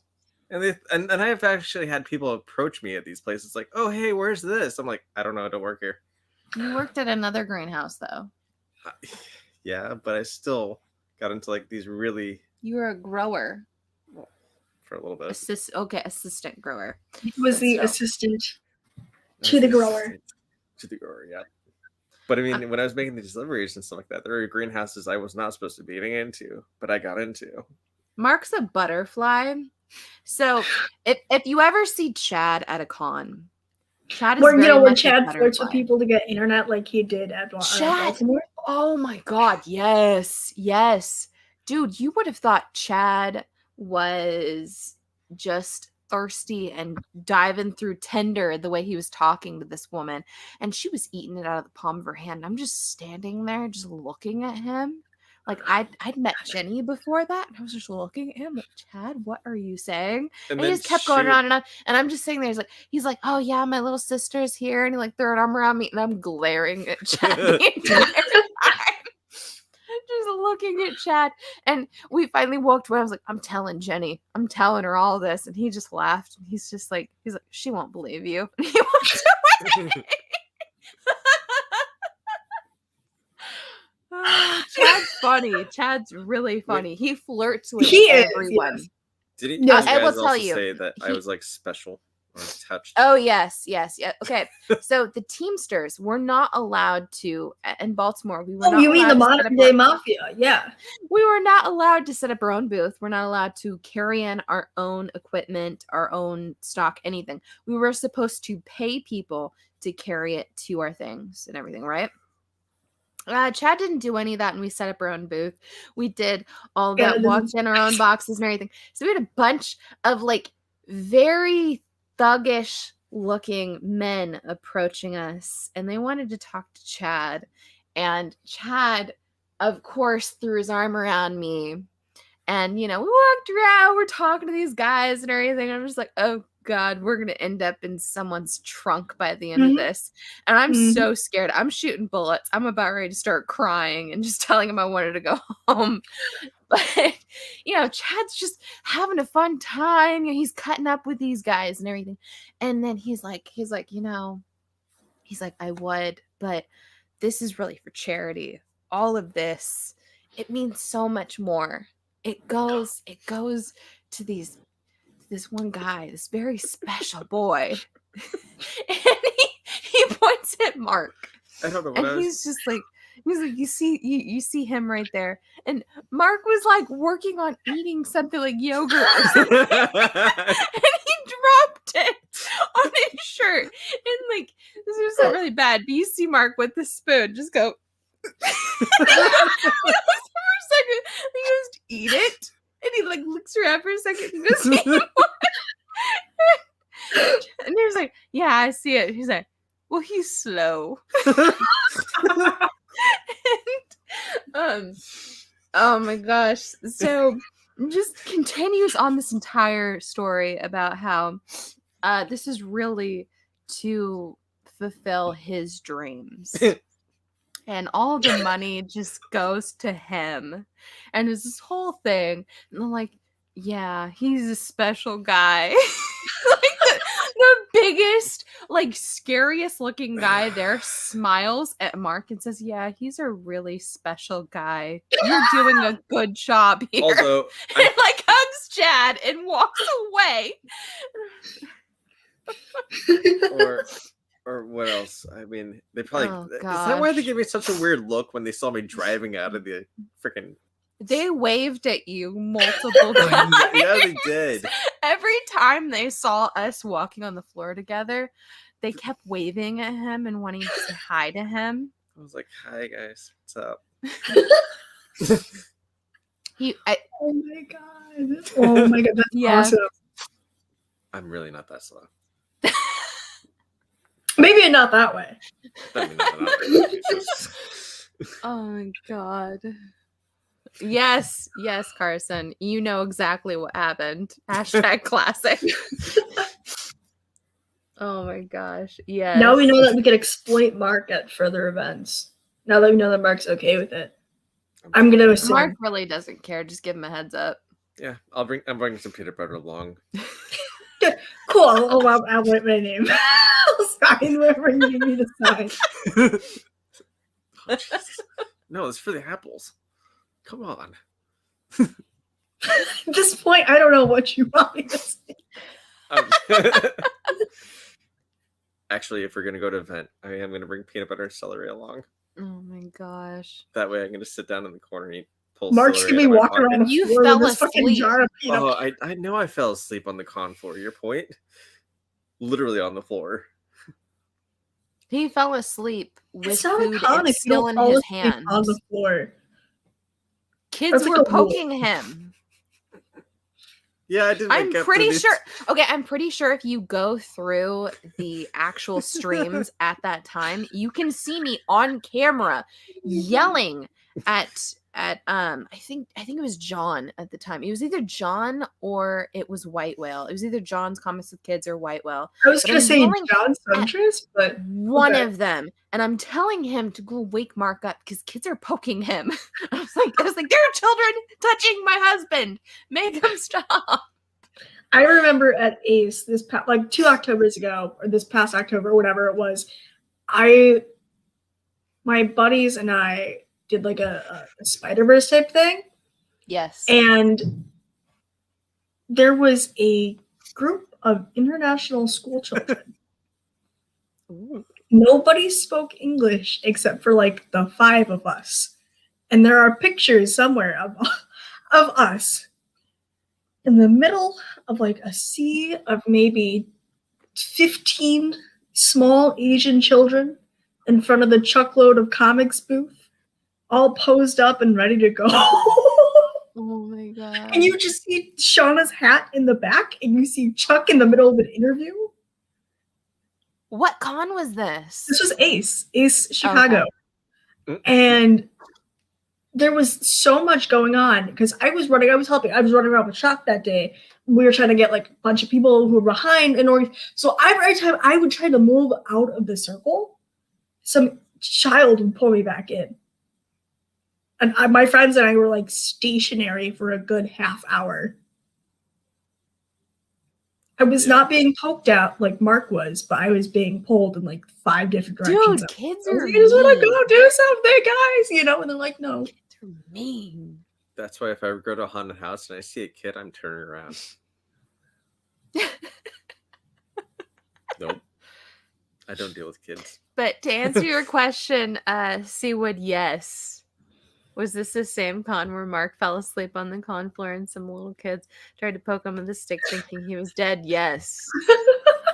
Like, no, they tried to have security over there because this whole like story of a dead guy on the con floor started to spread. It was Mark asleep. Everyone was talking about how there was a dead guy on the floor. It's like, no, it's just he's asleep. He's been up since X amount of hours.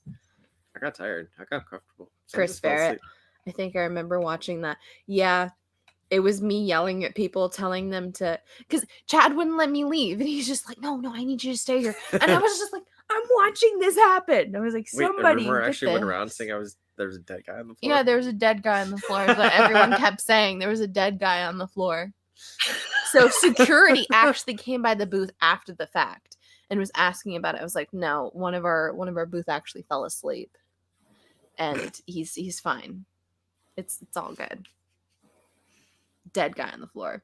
Dead guy man dies at Baltimore Comic Con 2020. No. Maybe C2E2. That would make more sense. That I think someone like passing out on the floor at like C2E2 or San Diego or like Emerald City or Celebration where you just like step over them and you keep going. I will tell you that Baltimore Comic-Con was the first time I actually saw a drug deal on the side of the road, like Stop it. Straight up. Stop. Don't look at them. We drove through like a rough area, like trying to get through. I was like, okay, rough area, quote unquote. You remember the Baltimore riots that happened there? Oh yeah. Yeah, that's the rough area. Oh, There's sure. still boarded up windows and still things that looked like they got burned. Yeah. I was looking out the window, and you can ask Carson or you can ask Chad about this, but I was like, those are needles, and there's like, quit looking out the window, Cat. And I was like, are they doing drugs? Quit looking out the window, Cat. I was like, that's a hooker. I'm like, quit looking out the window, Cat. She's like, they're doing drugs on the corner. It's like, that. Quit looking out the window, Cat. It's like, they're coming towards, like, Mark, just run the red light. Yep. It's like she's gonna get us killed. It's like just go. It's like, oh, they're approaching the vehicle. It's like, oh fuck. Like look back and forth. What happened to Baltimore, right? You know, nobody was coming, so I treated it like a stop sign. I just went right through it. They were doing a lot of drugs out in the open in Baltimore, and I was not very accustomed to that. And I was just kind of like, it was one of those train wrecks where you can't look away from. Oh no, you see a drug deal. I saw it, and I could not look at it. I was like, quit fucking looking out the window, Cat. Well, once it happens, you have to watch it until it's over. I know. Like, did they get the money? Did they get what they paid for? Is somebody gonna get stabbed? I don't know. Next time on Baltimore Comic-Con on the side. When we go back to Baltimore, we'll have to follow up on the situation. I will tell you, Baltimore, as rough as some of the like side little areas were, the Artist Alley in that was one of the more impressive cons I've been to. I had so many commissions done, and like the quality of work I got done for the prices, it was insane how much I got done for how cheap I did. Like I got a Daphne done on a Scooby-Doo Apocalypse. I got a Snot Girl done. I got a Venus done, which I know Carson's gonna make fun of me for. But TMNT. Venus, I don't care what anyone says. Jerica, who? Venus is my female turtle. I'm There you go. 100% hanging my hat with Venus. That was my female turtle growing up, and that is who I'm sticking with. But I had a lot of really awesome work done there. And I mean, I don't think that any con has matched the Artist Alley floor on Baltimore's con floor for me anywhere. I even got some original artwork done and some printed work for one of them was a random comic. I can't recall right off the top of my head, but another one was Heavy Metal magazine. Ooh, I got very some cool. of the original proof sets Mhm. from there that I still have, and I'm like, I've never seen this stuff before. It was super cheap and it was super cool, and I was like, oh my god! Some of that art and some of those like commissions are very just. The prices are understandable, but not exactly user friendly. It was ridiculously cheap how some of these booths were priced out at. That's awesome. That's really Compared to like C2E2 dollars or even like where you're Indiana paying like Comic-Con $50 for a note card. Jeez, you know what though? I wish I was more into collecting art. You know what I mean? I just don't have space for it. If there's a print that I really, really like, I'll go for it. But like, I wish I was more into art collection and had some sort of portfolio of things taken home from cons. Just besides, you know, the memories. My badge, my memories, you know. Yeah. That's great. See, Chad knows. Yeah. Carson knows. I made Carson go on the con floor with me because at one point in time I forgot all the booths that I had sketch covers with. Because it was so big, and I was like, I don't really know where they are. I was like, help me find them, Carson. I know, and Carson, he's gonna go out there with you. I even got a Chibi She-Hulk done. Ooh. At one booth. Ooh, very little cool. Chibi She-Hulk, and it was the cutest thing ever. Those are such a cute art style to like commission. Somewhere, but it's really cute. You have to show me if you can find it. Okay, if I find it, which if I find it, send a picture. Yeah. Yes. Because that sounds. Show it for sure. Jeez. I need my events to come back so I can just look at people's art for hours on end and then not buy any and walk away. You know. I will tell you, I really miss cons myself, but there's a little bit of like a artist / like collector community or whatever on Instagram and even on eBay, where you can find a lot of these artists where they're doing like deals for different things or whatever. I've gotten a couple of really cool things through there. But huge shout out to William Russell on Facebook and Instagram. Also, what's his thing? Lattimore something or other. I don't know. But he's done a lot of work for me. And one of which is probably my favorite is a huge Captain Carrot I have hanging up in the other room. That's fun. That's a very new. I'm not getting it. Go get it. You say please. Please. In a sentence. Will you please go get my Captain Carrot that is hung up in the living room, please? Sure, take the cat. Okay, give me the cat. He has full claws. It's okay. Midnighter, you want to hang out with your mama anyway. It's okay. Oh.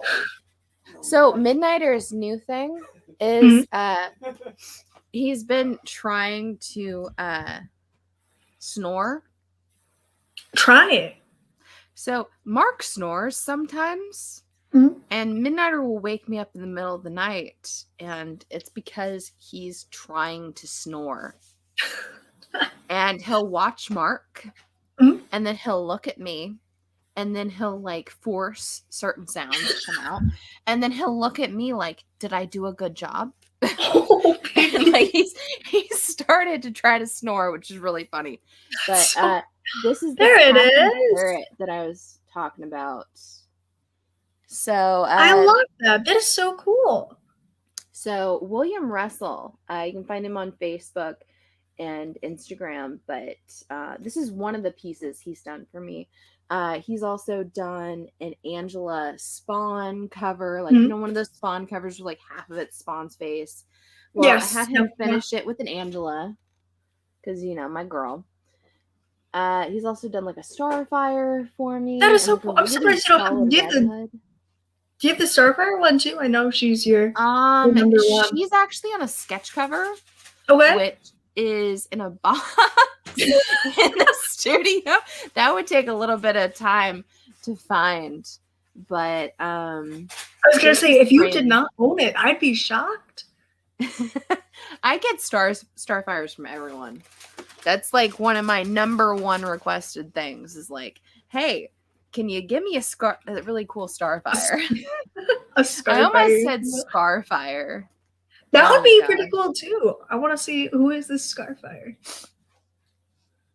Is it Blackfire's like scarred up face? I don't know. That would be cool. Why don't we see more Blackfire normalized within the Teen Titans lore? I know, right? Like she's so I, cool. I got a Blackfire done by Agnes Jabrowski at C2E2. Mhm. And I remember I waited in line at her booth and everything. And like, she does the whole thing. She's really cool with it. She's really, really sweet person. And I remember my phone was blowing up right as it was about my time. And I just answered my phone. I'm like, can it wait? I was like, I'm about ready to do this. But just sweetest person. If you ever get the opportunity to meet Agnes Jabrowski or get any work done by her, she's done a lot for like My Little Pony. She currently does all the work for the Care Bears stuff. Oh She my did God, a how lot of cute. this I love stuff. Like she does really, really cutesy art style. But it's Yeah, you know, with the gorgeous nature stuff. of those being very, very colorful and cutesy and very She was very instrumental with the DC Superhero Girls line when it was first wow. coming out. Okay, yeah.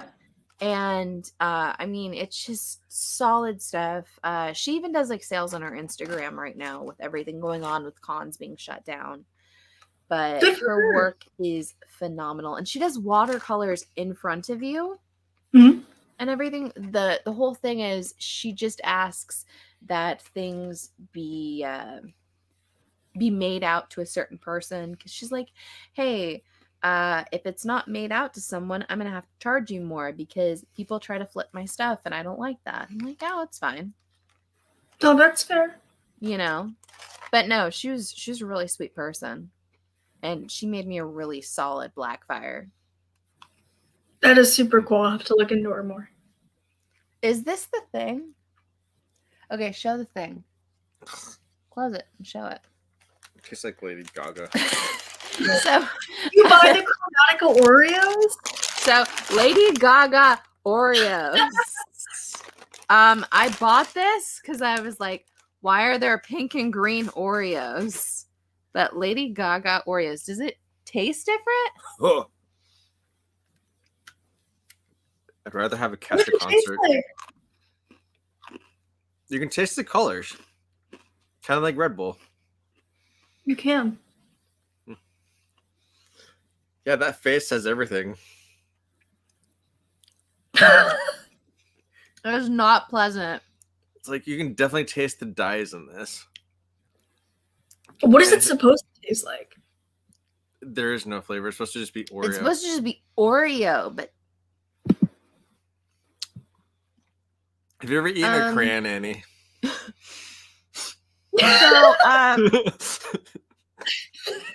That's a very compromising question, Mark. I will. It's equivalent. you know, like really, really like overly sugared like cereal. Where if you just taste the sugar instead of like the Yeah. flavor supposed to hit. Is it waxy in a way? It's Okay. It's not pleasant. Like, you know, like an original Oreo, you've got that chocolate cookie wafer, and you've got that creamy center and everything. This, it just tastes really overly sugary to me, which I'm not a huge sugar fan. It's not pleasant. That is not pleasant. Wait, what color's my mouth? Your tongue is green. Your tongue is green. My tongue's not green yet, thankfully. But no, this is not pleasant. This does not taste like an Oreo to me at all. I don't like that. It's Or like Oreos. it kind of tastes like if a chocolate Oreo and like a cotton candy monster had a baby, which I love the cotton candy monster. So this is what the inauguration tasted like. It's not good. It's not I good. would think that fucking green Oreos would not taste good, but It was I don't even taste the chocolate or the cream in it. It's just really overly sugary to me. It would be better if they tried to make it like a wow. What do you He gave up. Like a watermelon. that's what I thought it would be. Like if it was because of the color scheme, I thought it was like a watermelon or maybe like a sweet tart type of deal. If this is what the Hunger Games tastes like, I'm out. This is what the Capitol tastes like. I don't know, Chris. I've never tasted Lady Gaga before, but I might like. He also said he might have eaten a crown within the last month. Okay. No shame. Thank you for being transparent and honest. We still accept you. We do. I think Mark, are you looking for some flavor? Oh my gosh. All right, before we go any more off subject, which you've been off subject for a long time. There's only so much you can say about the B movie. The B movie. I would say I think this tastes like the gosh. B movie.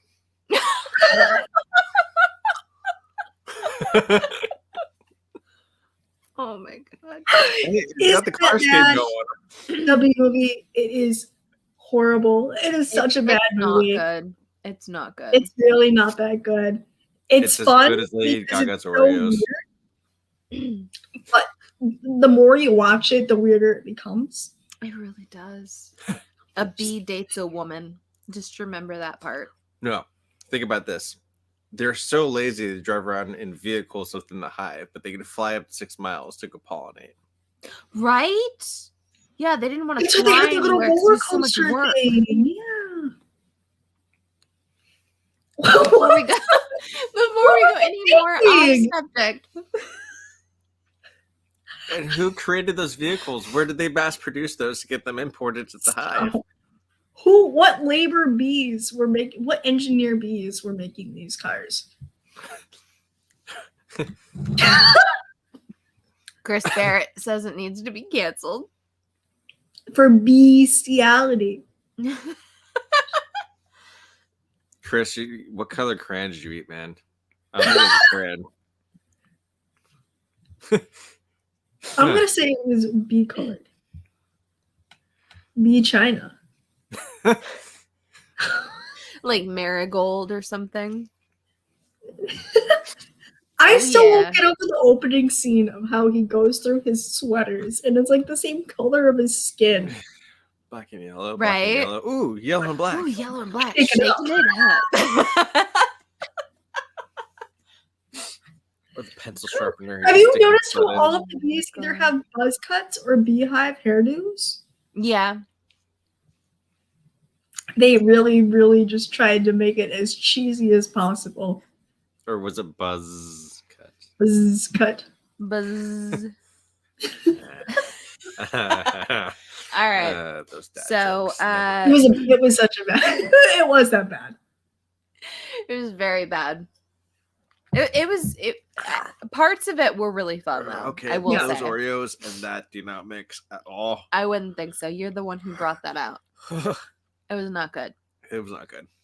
Lady Gaga Oreos. Do not try them. They are not good. They are that bad. No. They are that bad. Chromatic Oreos. Is it that bad? Yeah. So we are not going to be having a stream next week. It is Valentine's Day and, plans and all that. We are going to be taking a week off. I'm sorry, but we will be coming back the week after. And it's my turn to pick what movie we It's want. your turn to pick. Oh, shit. And I had a lot of things that I was thinking about. Especially since you said you picked the perfect movie to get even with me for Meet the Feebles. Mhm. So I think I picked an even better movie. What is it? We are going, because Valentine's Day, Chris Barrett. So I picked The Stuff from 1985.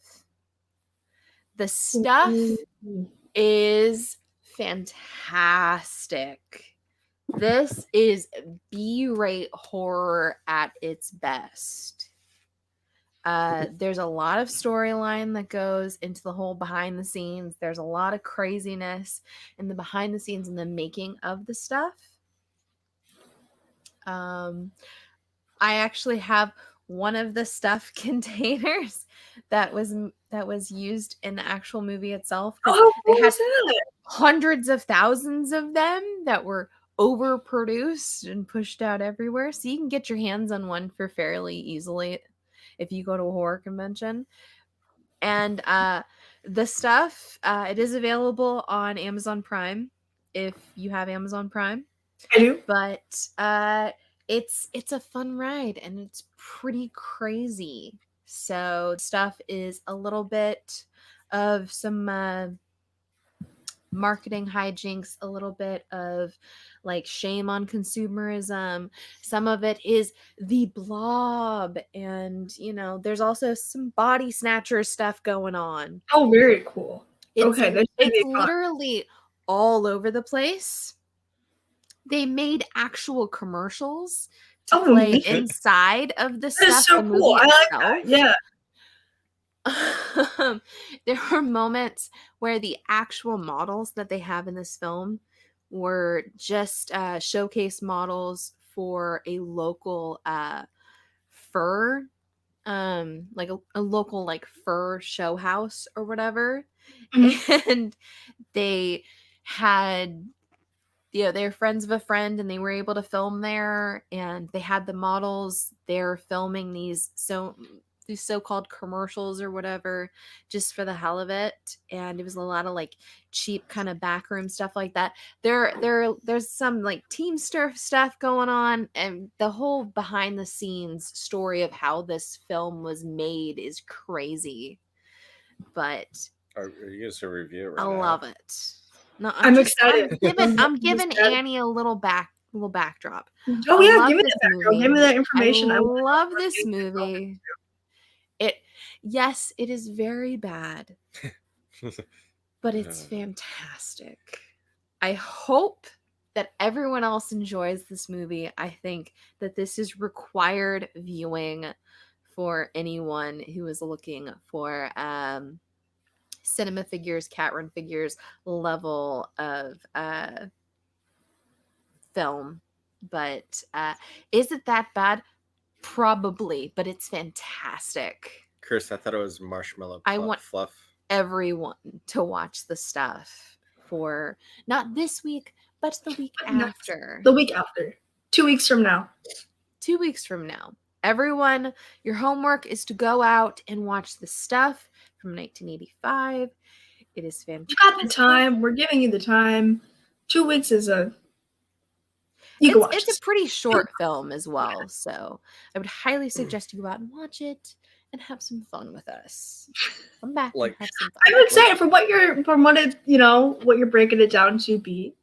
It sounds very richly symbolic in a not so cinematic way. It's like approaching that person on the park bench, be like, "Hey, you got the stuff?" Yeah. Okay. To a degree, yeah. Yeah. And look, you'd be like, "All "What are you right. talking about?" It's like, "Oh, you're not my grandma," and you get up and walk away. You don't. It's like the drug deals in Baltimore. You don't look for too long. Or it's You like just see out of the corner of your eye. You don't turn your Yep. head. You Yep. just- Mind your business. You don't ask, you don't tell. I forgot where I was outside of Orlando, but you had to roll up the windows because people would jump into your car literally Orlando. right outside of Orlando. Huh. Yep. Okay. I don't know much about Orlando or its surrounding subdivisions, I but don't know. I don't know, but I just remember hearing I've never that. been to Florida. It's a lot of fun. you're with not missing alligators. much. Yeah, you are. You got We the were A1A. supposed to go there and zip line with the gators. Ooh, that is so cool. That's Although- what we were gonna do for my birthday. Although we did find out if you travel along the But we didn't A1A, do it. you will run into a naval base and they will ask you what you're doing with armed guards.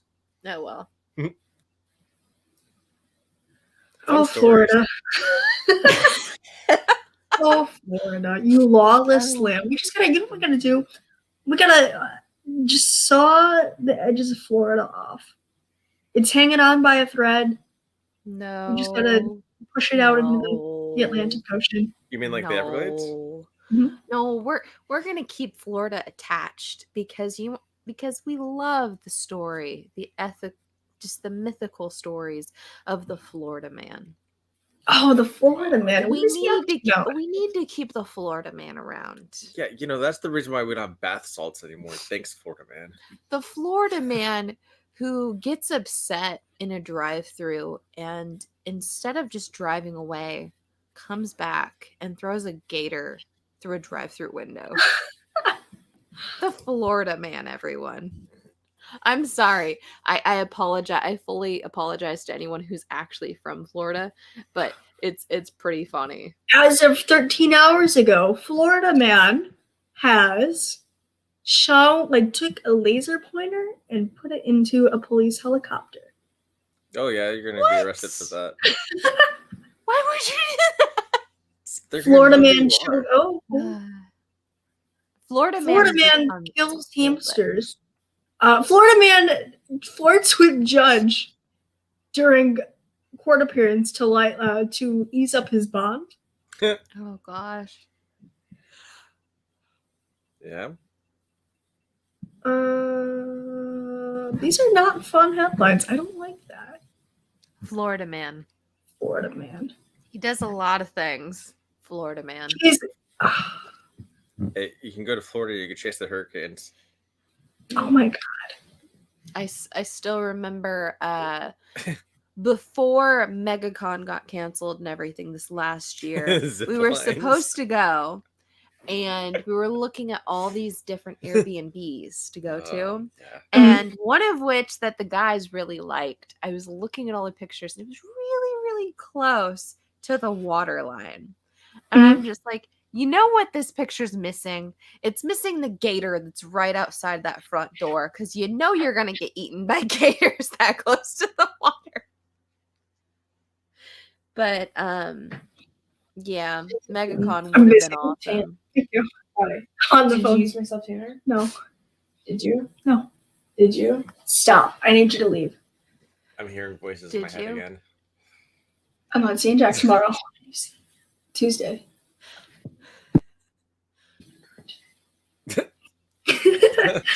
Well, cool. But- Tuesday. But Got doesn't it. have your Self card. tanner. He's gonna have it on today. He said he got it today. Anyway. Did he tell you that? I'm just kidding. I'm just kidding. She didn't actually say anything about your self tanner. I'm sorry. I was just. Well, I mean, it is winter. There's very little sunlight. Jeez I'm Louise. so sorry. I locked my door, and my door is that one in the house that doesn't lock. So you just pull up on the handle, and the lock unpops itself. How do you think I figured that out? Because my wonderful sister loves just coming on it. And she just pops my lock and makes herself at home. And I go, hey, I point it I give her a little gesture and I'll do one of these. And she'll go, okay, and then keep talking. And I'm like, Yeah. one thing I miss about being in the dorms is having that space. The stripper pole house. Oh yeah, I remember the stripper pole house. Yeah. All right, 60 things that the Florida man has done. Attacked by a squirrel during taking a selfie with him. He was totally asking for that one. You- Squirrels are evil. Private plane to draw an outline of genitals. What? Throws a Wendy through the alligator through the drive-through window. I remember that one. I read. Drops that. the baby off at a 7-Eleven. What? Florida man claims Burger King put dirt in his food. Investigation reveals that it was seasoning. Yep. Hi. It's highly They opinionated. have decided that they were going to shoot the hurricane down. Well. They took their guns and they all shot at the hurricane. My It's like Hurricane Heist. Do you remember that movie? Florida Hurricane man Heist? gets tired of waiting at the hospital, steals an ambulance to drive home. What? Damn. Who steals an ambulance of all vehicles? Florida man robs GameStop while wearing a transparent bag over his head. Yes. Florida man breaks into jail to visit his friends. Who breaks into a jail? Look, well, I mean, it saved him the time. Oh God. Oh, Oh, Watch, he gets incarcerated at another jail. Florida man leaves job at Burger King, steals all of their chicken nuggets because, quote, fuck it.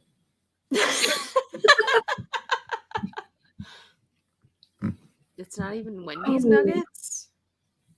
Come on now, spicy Florida nuggets. man climbs on playground equipment to tell children where babies come from. No. Florida man steals neighbor's peacock, gets chased by birds. yeah, I can see that happen.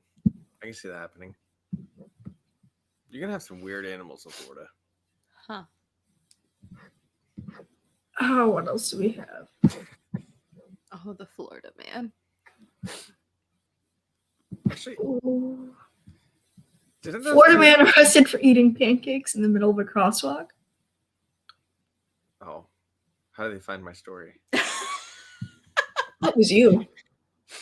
I'm not from Florida though. He's kidding. Florida man disguises himself in a bull costume as he tries to burn down his former partner's house with pasta sauce. He burned something down with pasta sauce. Is pasta sauce flammable? What? As far as I I wouldn't know, think so.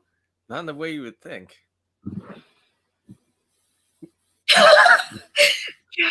Florida man says he danced on patrol cars to avoid vampires. This, What? you know what? You're right. We got to keep this state around. We do, because Florida man keeps things interesting. I'm just saying we want Florida man cannot give out driver's license, but hands them his mixtape instead. See, that's hilarious. That's funny. Yes. Was it We all good? got to be a little bit more like Was Florida his man. mixtape good at least? I wish.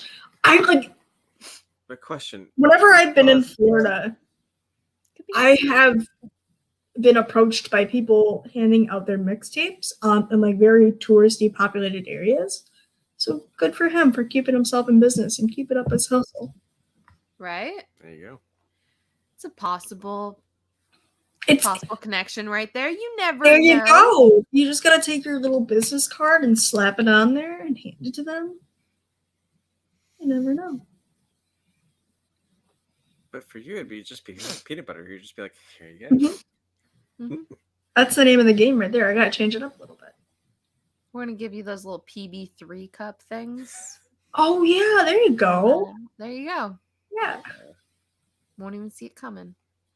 They're gonna be like, Catch everyone off guard, throw them off their rhythm. they're gonna look at me like, I have a peanut allergy. Be like, well, there you Too bad. go. Oh, there you go. You'll think of me. Oh my god. While you were having an allergic reaction, remember me. Well, I think these pineapples on top of my chicken are onions. Think of me. There you go. There you go for sure. All right. I'm looking forward to watching The Stuff, 1985 The Stuff. It sounds like a really cool idea. That's from this marketing standpoint and this social commentary standpoint with a low budget film. I like that. I'm about that. Very low budget. Awesome. I will take very low budget. Wait, wasn't Nixon in office that year? I don't know. I think so. I wasn't alive yet. Full disclosure, was not alive yet. I mean, neither were you, but No, looking at you like you might actually know this. Mark, before my conception, I could have told you, but I didn't know you back then. So. Yeah. Oh, Ledge is here. Okay, Legend. Sup, Hey, Legend. Ledge. Next week we're doing The Stuff. Oh wait, we all did it wrong. Oh, hi, Legend. College. Oh, hi, Ledge.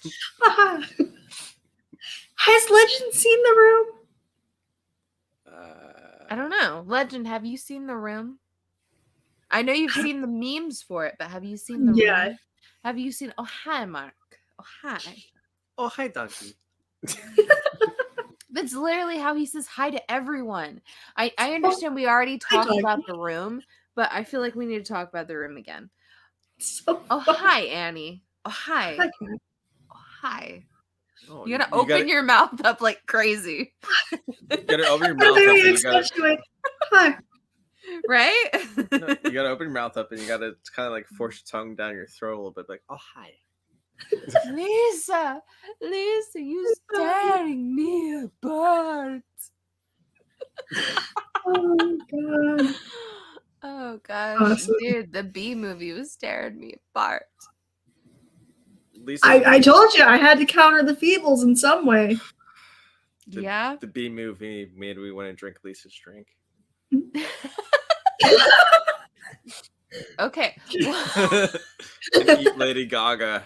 Lady Whatever. Gaga overdose and drink some Lisa Oh juice. my Oh gosh. God, that's how. I think that would probably be better than B movie already. Still, Oh, I need to brush my Oh, teeth. Lady Gaga. I don't know why she did that. What did she want to achieve? The Hunger Games. Yeah. those are not good Oreos. She looks like Elizabeth Banks in the Hunger Games. So, She I mean, does. I mean, if that's what we're going to, then she's got it down. there you go. She's got it down. Well, actually, for the Hunger Games, didn't they say it was like a Great War or something happened? I don't know. It's been a second since I've read those books. But yeah, there was a war between the districts, and then the Hunger Games happened because Capital won. I just remember the books themselves were way more like graphic and gory Oh, than they were the actual movie very, itself. very violent books. Yes. I read all 3 of the Hunger Games books in 4 days. There you go. It's a good series. It is a good It's very series. good. It was very I good. remember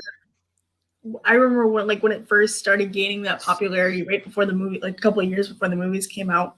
I was like, I don't want to watch it. I don't want to read it. It's about children killing children. And then I ended up reading it and loving it, But wait, actually, what's the one know- Chinese movie that? Battle Royale. Yes. It's not Chinese, but Battle Royale What is it? is before Hunger Games, predates all of it. Fantastic. Very graphic, very violent. It's a It's good movie, though. literally a classroom full of students are set on this island and they're told to kill each other. Yeah. Lord of the They're handed- Flies. They're That's the handed whole weapons. thing. They're they're given packs. No, they're handed weapons first, and they're sent out to whatever. And one No, guy got they're given little like these packed backpacks. And Yeah, one of them depending was like on a what frying pan. backpack it is, like depends what your weapon is or how useful it is. Like you might get a blowhorn, or you might get a frying pan, or you might get a machine gun, or Crossbow. a crossbow, or a samurai sword, or what have you. It's literally whatever. Here's a grenade. But it's pretty brutal and very well done, honestly. I'm looking at the IMDb page for it now. Japanese government captures a class of 9th grade students, forcing them to kill each other under the Revolutionary Battle Royal Act. Yep. Huh. I will have to look into that. Battle Royale you've never is seen it? fantastic. I have not seen it. This is the first time. It's so Arrow good. Video has a new release coming out for it. Mm. So I'm thinking about, I don't actually own it, but I'm thinking about First? getting the re-release for it. I'll I've have seen to it look at several that. times, and it's one of those things that like I should own because I've seen it so many times, Mhm. but I don't own it for some reason. Hmm. I don't know. Hmm. I will tell you, huge shout out to Arrow Video and Scream Factory, Shout Factory, because they released some pretty solid collections. Yep. We gotta appreciate those lesser known studios and those. They it's the money that's keeping them from putting themselves out there more with that high budgeting marketing, that high budget advertising. If you don't have the funds for that, you're obsolete. You got that little like cult following, but they just release insane collections.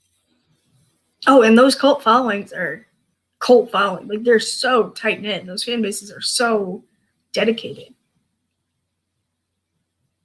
Yep. That's what's super cool about any like low budget community or low budget like horror community.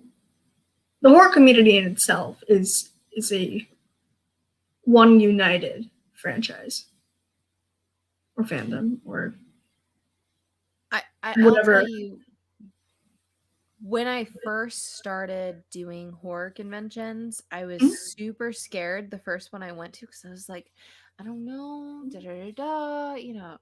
like it's gonna be like this whole thing.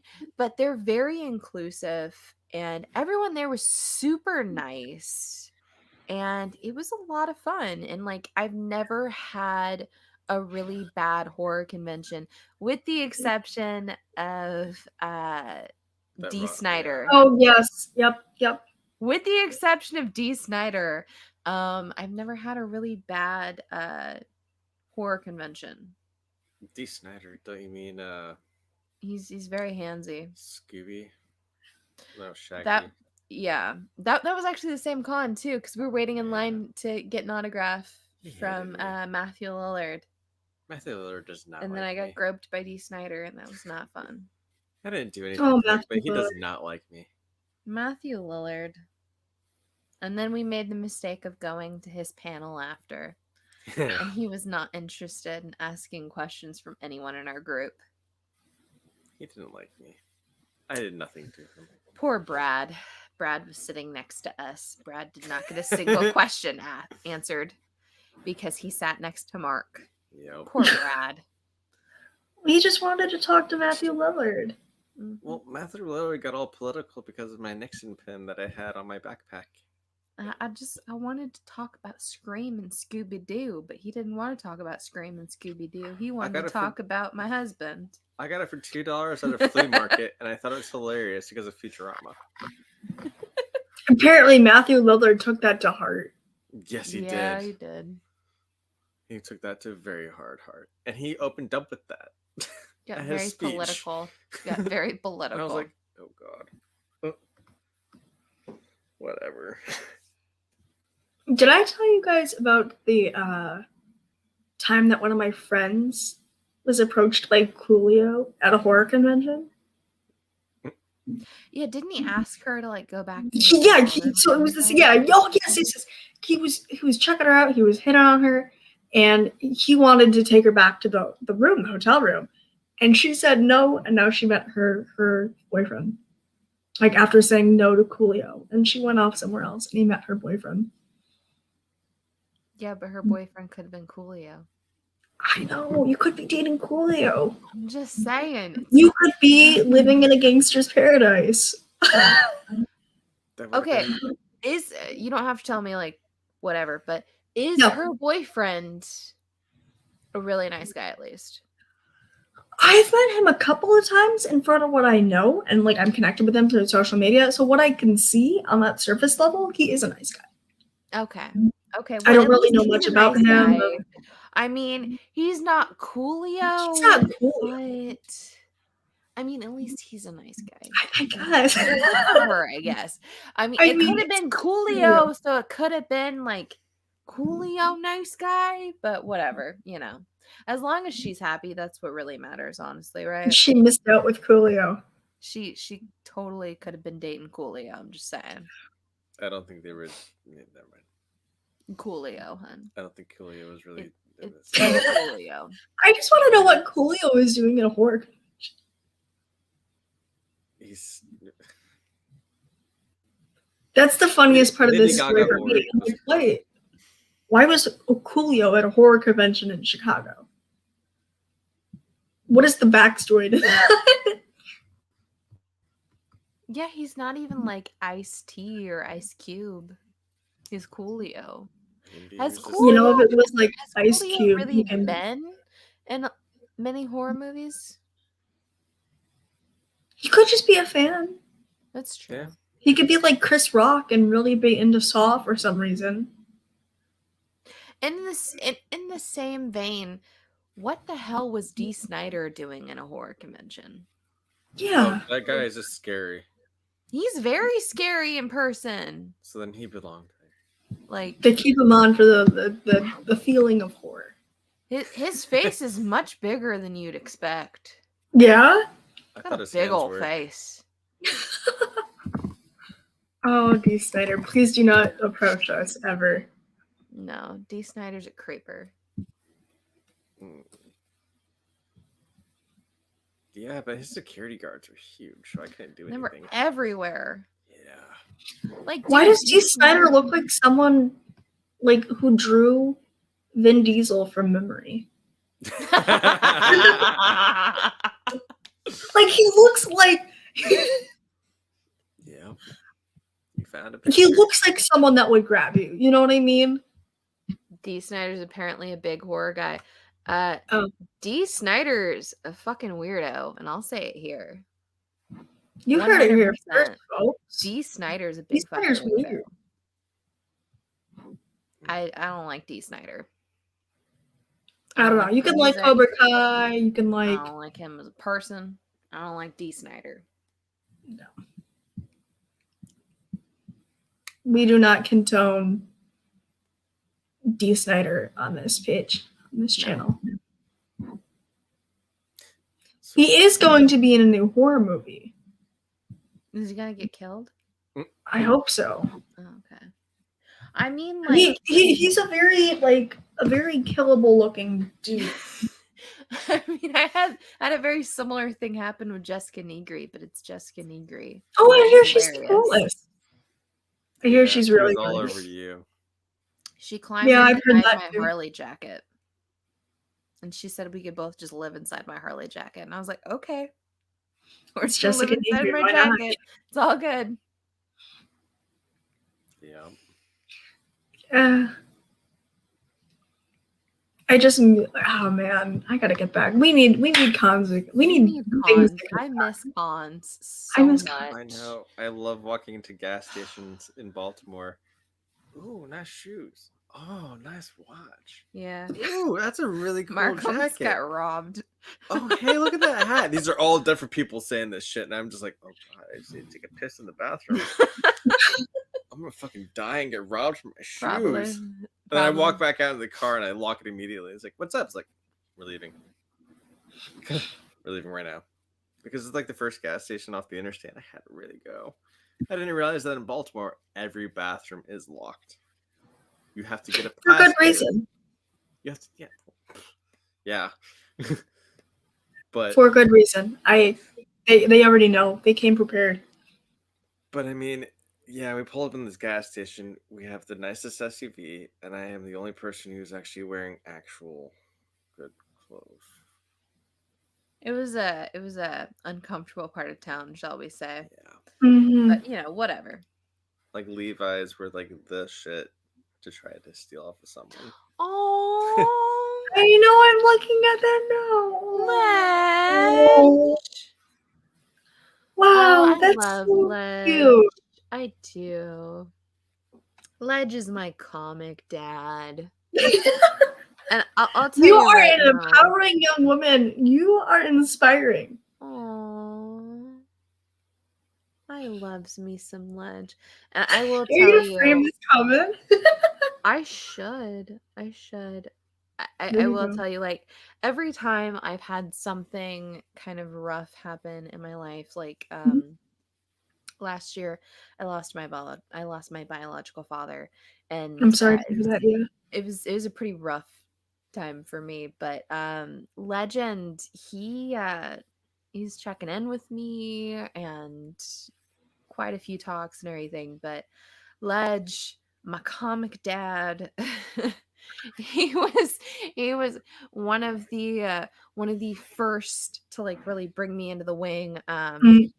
He was a part of Blaster Stash at the time, and Ledge was a big reason why I finally agreed to go on to guest star on the Comic Core, which, And look you at know, you now. You're stuck once there. you guest star, you never get to leave. Annie, you're starting to understand this because you got snickered Yeah. into doing a show with me every I Sunday night. am.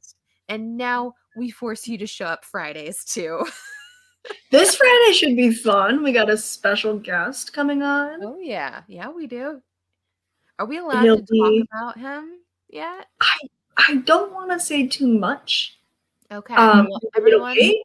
But this everyone got our upcoming Friday. guest will be our first Mainframe and Talent Talk host. He creates TikToks under the name Panda Red. He's funny, he's vibrant, he's young, he's really nice to be around. He's looking forward to talking comics with us. Yeah, this guy's cool. Jay is very, very nice. So I do really want to welcome him into the, and even getting him out there and promoting him for Mainframe and Talent Talk. Sell some tickets while we're talking about, well, we say we're going to talk about one thing, and then 5 minutes later, we're talking about something completely different, as we do. Yep. This poor guy is going to be so overwhelmed. That's the whole point. I mean, it's the Because we were Friday night chatting tea and show. trying to talk to him about it, and Chad goes, "Do you drink?" And he goes, "No." He's go, "Oh," he looks so disappointed. Whenever you ask, "Do you drink?" and they say no, and it's for Friday night, you're like, "Oh." I mean, like, his campus apartment is very strict, and he's 20, so he's still not of legal possession age. Okay. So, like, if he got in, he would risk his career, and it's not like by choice; it's by like law. I So, understand. but it was just the way that it was. I'm sitting in the call and we're talking. I'm like, "Yeah, come with us, hang out Friday." And just like, "Do you drink?" And he's like, "No." And he's like, "Oh," he looks so discouraged. I was like, well, hey, it's fine. You can still hang out. It looks like the whole thing was shut down. I think Chris just said the nicest thing about Mark he's ever said. Wow. Plus, Mark is a great guy. Chris, I don't know who lied to you. I'm not that great of a person, but sure. He's a very special guy, if you will. Only with yogurt. Only with Or that one time I had a cream donut and it was all over my shoulder. I spill food on myself a lot. Makes me special. It does. And Makes then I lay you. down and I wake up and there's bugs all over me sometimes. It's great. No, that's not funny. Have you ever been camping? Oh my gosh. It normally ends up with nature next to me in some way, fashion. You mean a house cat? No, like there were raccoons. You mean a house cat? Actually, there was one time raccoons were in my tent. It was not a fun time. Those guys are mean. Anyway. But yeah, sure. Mark's got his own wild stories about it. The life Mark lives. Yeah. Have an entire When the show camera's just shut off, about- he's a completely different person. Chris, you're getting a little closer, but we're not going to put that one on screen. Don't give him the power to tell you.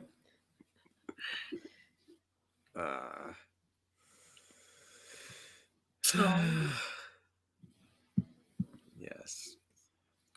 So is it snowing?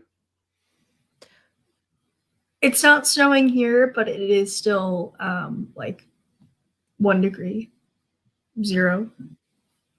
Yeah, it's still pretty So cold it's out. gonna be pretty cold for the next week, and probably after that too. I was kind of taking a look at my forecast and seeing what was up with that, and it's just not going to be great in the Chicago area. It's just going to be really cold, and I think we are predicted to have some more snow. So it is what it is. I would honestly, it's Chicago weather, so it changes every 5 minutes. You guys know the saying. Yeah. It could happen, it could not. But is it kind of very wintry by you? I think it is snowing right now, and it's like 2. Yeah, it's cold. So that means as soon as it hits like 30, 33, we're all gonna be outside in shorts and t-shirts. Like, oh, look at this heat wave. Ah, so warm. As you do in the Midwest, you know. Yeah. Yeah, we Once had it 2 of hits- our workers you know what? show up in shorts. 40 degrees with no wind chill is It's pretty great. fine. It's not that That's bad. true. Yeah. It's the wind that really kicks things up and makes it Right. more than it is. Mm-hmm. Yeah. But like without it, if it's like 40 degrees, 45 degrees and sunny, I could go out there and be fine. It doesn't bother me. Yeah, it's like taking a sledgehammer to the ice at the end of the driveway. Mhm. I got through a little bit of it. We worked with a sledgehammer on the edge of my driveway for a couple hours. You gotta keep him busy somehow. He's gotta take his. He broke one little section out. Working on it for hours. He comes Mark, in. He's You gotta like learn how to dead like make tired, ice sculptures with the drenched in sweat. I thought He's for getting a sure the workout in. entire drive-through, the entire driveway would be cleared. I thought for sure. Walked out there. There's like a chunk missing. I mean, it was a thick chunk. I will give you that. Like it was a really thick It's like 8 chunk and inches everything. of ice. He did great for that, but I would Mm-hmm. have thought the entire thing would have been cleared the way he was talking. You know what you gotta do? 25-pound You gotta get one of those flamethrowers and just go out there and start like No. melting the ice. But who said no to a flamethrower? I said no to a flamethrower. Hmm. I did. I said no. Sorry, she keeps like burrowing down for some reason. Hi, Jean's right here. She looks Yeah. comfortable. She's like kangarooing here on this blanket. Your little No, I'm pouch. sure if I look around on eBay hard enough, I can find one of those from Nom. What? Oh my god. What's wrong with a flamethrower that you can shoot a flame up to 60 feet? That would be pretty cool. That would be. My neighbors would hate me forever. They Are don't you have to buy the Firefly? flamethrower though. You just get to use it. Ooh, or be like one of those flamethrowers from Project X. Just hop up on the car. Who I has remember my that. That was a. gnome? Mark, you're just gonna start wreaking havoc around your town. I mean, I could. You could. You could buy. How much does a flamethrower go for nowadays on Amazon? What, $100? It depends on what the grade you want. All right, let's take a look. I'm gonna say Flamethrower. like, I'm gonna say like 6 or 7. Oh my god. What are they? You have like 50, 60 bucks. What? Really? Yeah. But how you big are still these? can't have one. You're gonna light my house on fire. No, only from the outside. No. Oh, these are like propane torches. Okay. This one is $283. Closer. How are Flame flamethrowers? $46. Legal. 99. Weed burner torch, propane torch. Oh, I've seen the weed burning torches. I mean, I used to use one of those in the greenhouse until I caught one. A lot of these are just like They're little. I know they're like the long sticks, Uh-huh. and they have like the little thing at the end of them. Yeah. you can take a lighter. You can take a lighter, go around, crawl over the ground. Oh my That's a good gosh. idea. Silly shit. Right. You get one of those like the lighter is specifically made for candles where it's got the really long barrel. You could just walk Ooh. around. Or no, actually, the last time I did that, I almost blew myself up. So I'm not gonna do that. Old gasoline you found in the garage. Gasoline on ice, and you take a match and you light that baby. I recall I didn't believe that you could actually do hairspray in a lighter. So I tried that one time. Yeah, it works. You could do that. It was very scary. That sounds. Yeah. That sounds. I so didn't scary. actually believe it would do anything. Yes, you It can do did. that, but the downside about that is once that flame reaches the nozzle of the hairspray, it creates a little explosion in your hand. Oh, okay. I see. You have to make sure it Don't stays this workshop far it. away. Play with it. See what pyromanic ideas work for you. None. He's not allowed to play with fire. Not since 9. Speaking of chemicals and substances, did you hear about the woman that gorilla glued her hair to her skull? What?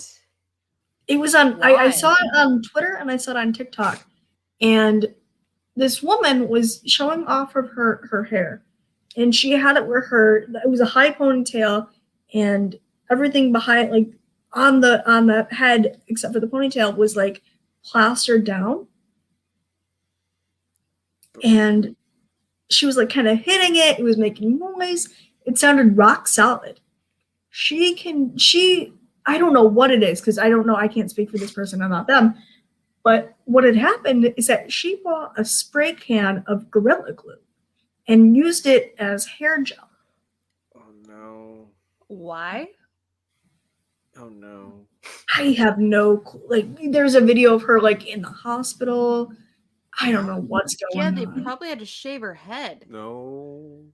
She still has it. That's the thing. Well, no. They don't shave your head. They have to like pick it off your head almost. You don't shave that. It's Gorilla Glue. It literally. You can't shave it? I don't. Probably not. You would have to like have it like chemical poured onto you to get that off and then taken off. Wow. I I just want to know, like, anyone thought that would be a good idea? Like, that fused to your scalp and oh man, that's Chris Barrett, acetone will not loosen it. nope. I can tell you from experiences with Gorilla Glue and accidentally gluing my fingers together, That's, you're just going to have to force them apart. You're going to lose some layers of skin. yeah, because it bonds to whatever you glue it to. Gorilla Glue is Gorilla Glue, and that stuff is thick when it dries. yeah, it's It's you thick. are bonded it- for life. With I would whatever the never glue. glue my hair to my scalp. Oh God, that It's just thick sounds with painful 2 thinking C's about and a it. Q. Thick. Like, maybe she got it confused with some sort of spray, but like on the bottle of the Gorilla Glue, it says like surface adhesive, and there's warnings everywhere. Oh my god, I just can't. But you still did it. She Maybe still did she it. had just got done watching what's the movie? Gets the VHS stuck to his hand and he has to go to the hospital because he thought it was Oh, American Pie 2. yes. Maybe she just got done watching that. It's like, ooh. Oh, dude. Talking about really solid movie scores, the Smooth Criminal plays during that scene. Annie, are you okay? I'm fine, Michael Jackson. Thank you. Okay. That is a good song. That is it. Michael Jackson, he was, besides kind of the iffy things that broke about him, Isn't his He had a hologram great still on tour? Like, he's like a Probably. genuinely very funny performer, very funny public figure. Odd guy, very weird, dangling a baby over a balcony and doing all Blanket. sorts of Poor risky stuff. Blanket. Who names their child Blanket? Poor Kid child. Blanket. I Blanket. forgot about that. Yeah, the kid's Apparently- name was Blanket. I remember. That's Yes, something you don't forget about because the kid's name was freaking Blanket. Blanket. Maybe he was trying to shake the blanket out over the balcony. Maybe he was trying to shake it out. Blanket. Terrible Shake, joke. shake, shake, shake. Hi, Manetter. Are you gonna lay on your sister now? Probably. You're such a jerk, dude. She's all burrowed into this blanket, so yeah, probably. And see, once again, we made it another 2 hours about talking about absolutely nothing. Yeah, we do. Welcome to Is It That Bad? Is it that where we talk about our actual topic for like 40 Yeah. minutes and then we don't for 2 hours? That's, Yeah. That's just the show. Yeah. At this point, but at this point, which do you have anything else to say about the movie? I don't know what else you can do to flatter it. I don't know what else you can say about it besides it just being one colossal meme. That's all it is. It's one big meme.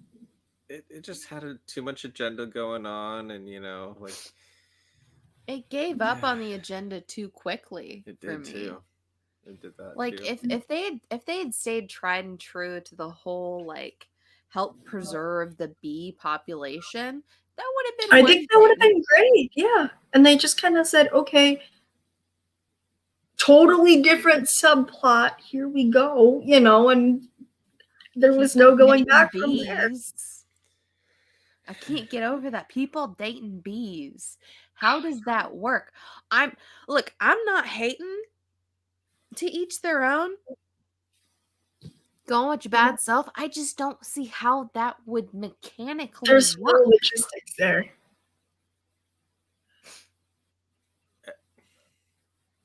There is no. He's this big. Not the size of the matters according to that movie. He's this big.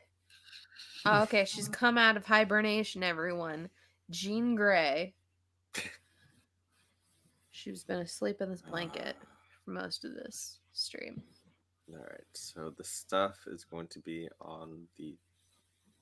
The stuff is not going to be this Sunday. It is going to be next Sunday, Which everyone. We are is- taking Valentine's Day off. Which one would that be? But- March? No. Is that really March? No, it'd still be February. No, it's not. Yes. No, it's not. Yes. 28 days this month. Honey, Is it? the 14th, I'm looking at the calendar.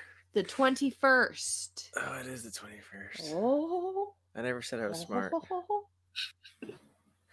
I'm sorry, I like giving him a hard time. It is the 21st. The You're right. 21st. I can't math 7 either. days after 14 is the 21st. And then we've got the 28th after that. That's the last. There you go. There. That's when February ends. Who decided? Why did the Mayans just say that? Like, who let them choose that February was going to be shorter than the rest of the year? Who would have ever thought they'd run out of room on our circle? So they can have people who are like technically like 30 years old, but are only like what, 2. like 3. 7 or Yeah. some shit. I have a friend who's like that. Their birthday is technically that leap or whatever. Oh yeah. That's the They're- leap year. Their actual birthday is only like however so many years. So they're technically only that many years old, but their actual age is da-da-da, Mhm. That was the weirdest So, like- thing growing up when they're like, yeah, I'm turning da-da-da. There's a big joke and everything. And I was like, how? How are you like that? I grew up with a guy who was born on leap year, so like they loved playing into that whole I'm gonna be like 3 this year, and I'm like, no man, you're gonna be 17, and he'd be like, no.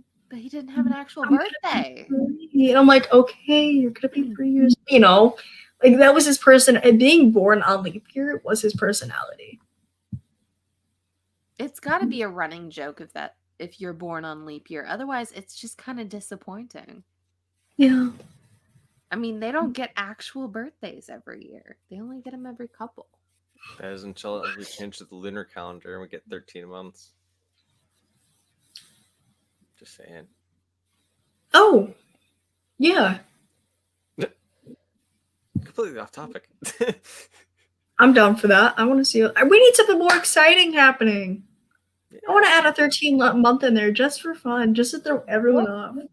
What would the 13th month be called? I hear those birds too, Mark. I'm trying to ignore them. Why do we have a bunch of birds on a roof? I don't want to know. Midnight, are you coming I'm with not me? going out there to look, and neither is he. I'm hearing what sounds like a murder of crows outside, and since it's almost 1 a.m., it's a little Unnerving. alarming to And it's hear. only, So I'm just gonna and ignore it's still it. 2 degrees outside. Why are they still doing here? That's a lot of birds. I'm just gonna ignore it. We have a very large tree in our backyard, Mhm. and it annoys me whenever there's a ton of birds out there. So I just kind of try to ignore it. Yeah. Unless they're cardinals or a hummingbird. Cardinals and hummingbirds, 100% you are welcome to hang out in, what is it? Tree Casa Day BKR figures. You can totally hang out. But, the rest of you birds are... Be gone. We had a male cardinal, bright red, and for like 2 or 3 months on end, every day he would come and just totally assault the window for hours. So you'd hear like a pecking, but you would also hear it was like his beak scratching the glass of the window, and then he would throw himself against it and he would fall. He would get up and do it again. And we don't know if he was going after his reflection, he was just being territorial, or if he was just genuinely like a weird, like a very crazy bird. There are fucking hundreds of them. Just close the door. This might be like the birds. Close the door. I'm not having birds fly in my house, Mark. Close the door. Have you ever seen Hitchcock? You know. I think cardinals are awesome, personally. I think cardinals are so. Those my college's mascot is the cardinal, and like we have cardinals. Hey, my sister like also a cardinal, so like there's cardinals everywhere. I'm like, hey. But I've always thought of ever since I went to Ball State, ever since I made that decision, every time I see a cardinal in my life, just randomly, I'm like, this is a good omen, or like. They come, comforting, It's a sign. It's your familiar. Yeah, it might sound corny, but yeah, it just makes me feel good, like I'm making a good choice or something. And like whenever I'm at like a small little crossroads where I'm like, am I making the right choice? And I see a cardinal, I'm like, okay, everything's gonna work out. There you go. That's a solid sign to have and rely on. I like that. That's cool. Quit falling. Close the door, Mark. There's freaking leaves on this tree. Yeah, well, if the birds end up in the house, then the cats and I are going to go lock ourselves in the other room and you can get pecked to death. Dude, I hear so many birds. Fucking hundreds of them. Is it like 2 in the morning by you? What you're talking It sounds like a murder of crows or something. It is a murder. Like, it's literally like I hear caw. Like a whole bunch, and you don't hear that in our neighborhood. Close the door. What are they Mark? doing here? I don't know. Close and lock the door. Not that a bird can really use a handle, but still. They could be smarter than you think. No, but I can really hear those birds. I don't normally hear birds in my house, which is something. There's thousands of them out there, actually. There's more than hundreds. There's a lot of birds. I have a big bay window, like, right here. Mm-hmm. And everything, and I can hear them out there. It's so weird. But it's 1 o'clock in the morning. That's really weird. Kind of snowing. I don't know. I don't know, but I'm gonna keep the cats in here because they're safer in here. Okay, the best way to describe Cats will what it chill looked out like, with you. Remember the opening scene of Batman, The Dark Knight Rises, with all those bats coming up out of the well? Imagine that. But How birds. dare you? We're talking birds here. Okay, talk about some We're not talking- syndrome with the birds. Don't talk about bats right now. Birds are birds. There's a perfectly good bird horror movie, Kitty, The Birds. they're an avian variety. There's also Birdemic. You could even talk about Birdemic. You can also argue that birds are not real. And that How about- Ronald Birds are Reagan not killed them real? all. The birds work for the bourgeoisie. I've never heard that before. You never heard that? There's a conspiracy Birds are theory not that real. Ronald Reagan killed the birds and he turned them all into government spies and that the birds work for the bourgeoisie. Mark, stop. Stop. Oh my, why? Why Here they did you come. have to do that? It's been like this for 3 days now. Oh, you annoying. And guess what? You don't know when it's gonna go off. Oh my god. You want to show her? No. I'm gonna punch you in the face with that. Here. My favorite little clock. Yeah, that he just randomly decides to wind up to see when it'll go off. It doesn't have a face. It does not have a face. So you never know when the alarm is going to go off on this thing. Oh, It's a mystery. That's half the fun. Don't you dare put that in my room. alarm set. Mark. Mark's going to be sleeping on the couch tonight if he puts that in Mark my can room. sleep with the clock on the couch. And probably a cat because they're probably be laying across him. And a dog. And a dog, yeah. Odin will probably want to hang And out the with him. dog. All right. But yes. Mark, you're in for a This real guy's treat. gonna go back to trying to learn how to snore. He's training. It's the cutest thing ever. So funny. I love it. He wants to be like Mark. He wants you to approve of him. He did. He's been waking me up and like watching Mark and then attempting to make certain sounds that sound somewhat like snoring and then looks at me like, did I do good? Am I That's doing so it? cute. That is so cute. And like if I love start that. to like nod off, he'll wake me back up to try Just to to do it. see if you're gonna. Like, I didn't believe her until the other night. He Also, fell asleep on my lap and he started to snore. He straight up snores. He's working on it. He's been practicing. He's been watching.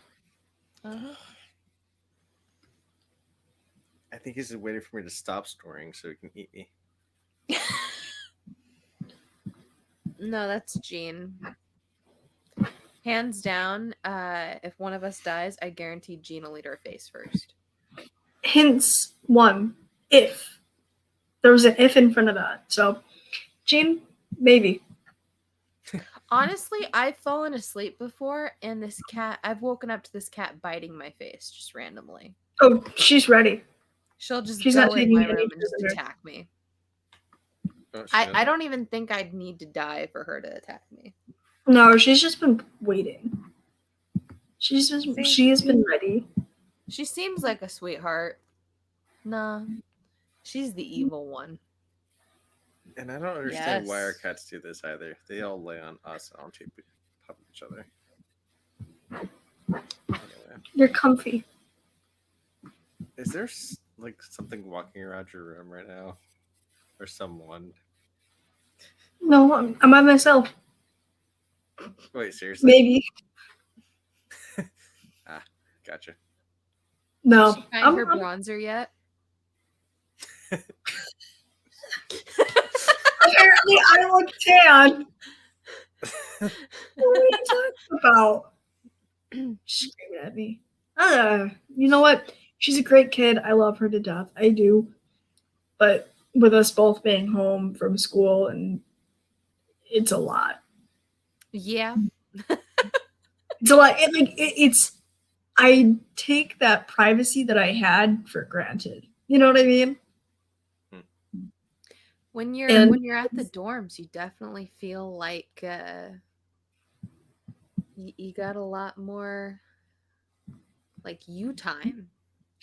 Yeah, and it was just that I wasn't like I could be doing this in like a lounge or something on campus, and I wouldn't have to worry about like looking and making sure that my door was locked or people leave me, or I'd have some, because I was like I'll go hang out with her and I'll go sit in her room or whatever for hours on end, and she'll be doing whatever.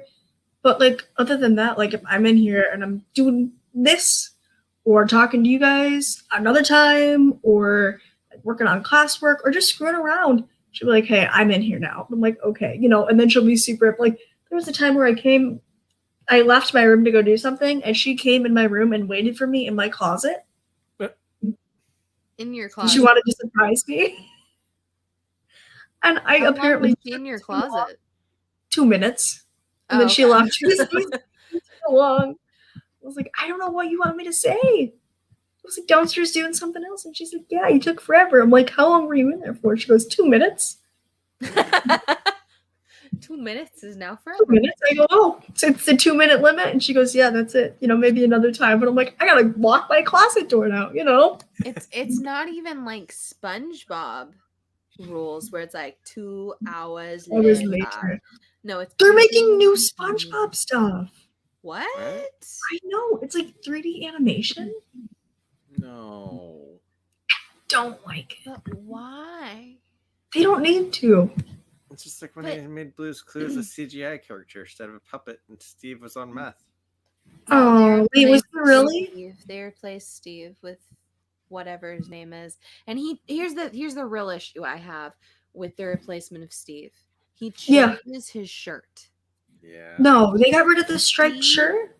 Always had the one colored shirt. It was his thing. Every single episode was that one color. The new guy wears a different color every day. No, you can't have that.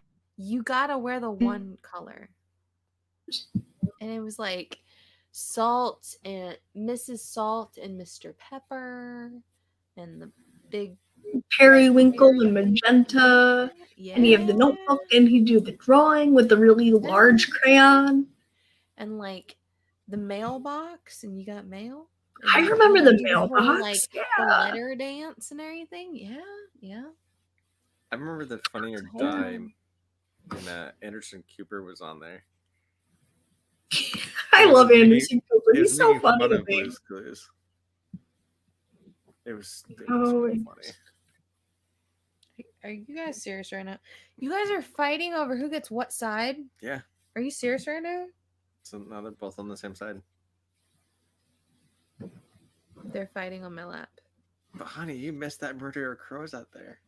You really did. I know, they stopped screaming finally. Yeah, I know, it's because they... Maybe the Antichrist was born. We don't know. Maybe.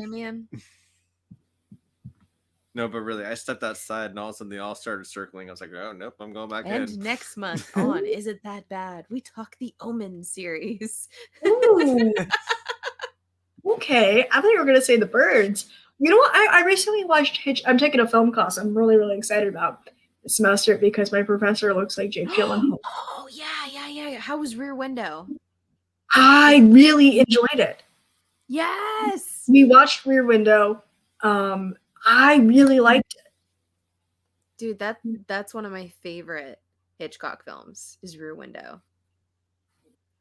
It's so I love the perspective he takes with it. I think that just using that camera as a totally different, like a third party in a way, when he's got only these very limited interactions with these neighbors, and the set design is so cool because everything is crammed into the screen. There's not a lot of breathing room, and you feel like that protagonist with the broken leg, and you feel very stuck in that apartment with him. It's a good movie. It's a very good movie. The scenes where his girlfriend actually goes into the apartment to investigate for him. It's like, oh no, and then she almost gets caught, so he has to call the police to try to get her arrested so that she's safe. It's like the greatest thing ever. It's like you get your girlfriend arrested on purpose so that she's safe. Isn't that where Disturbia took a lot of ideas from? Yes. Okay. Yes. Yes.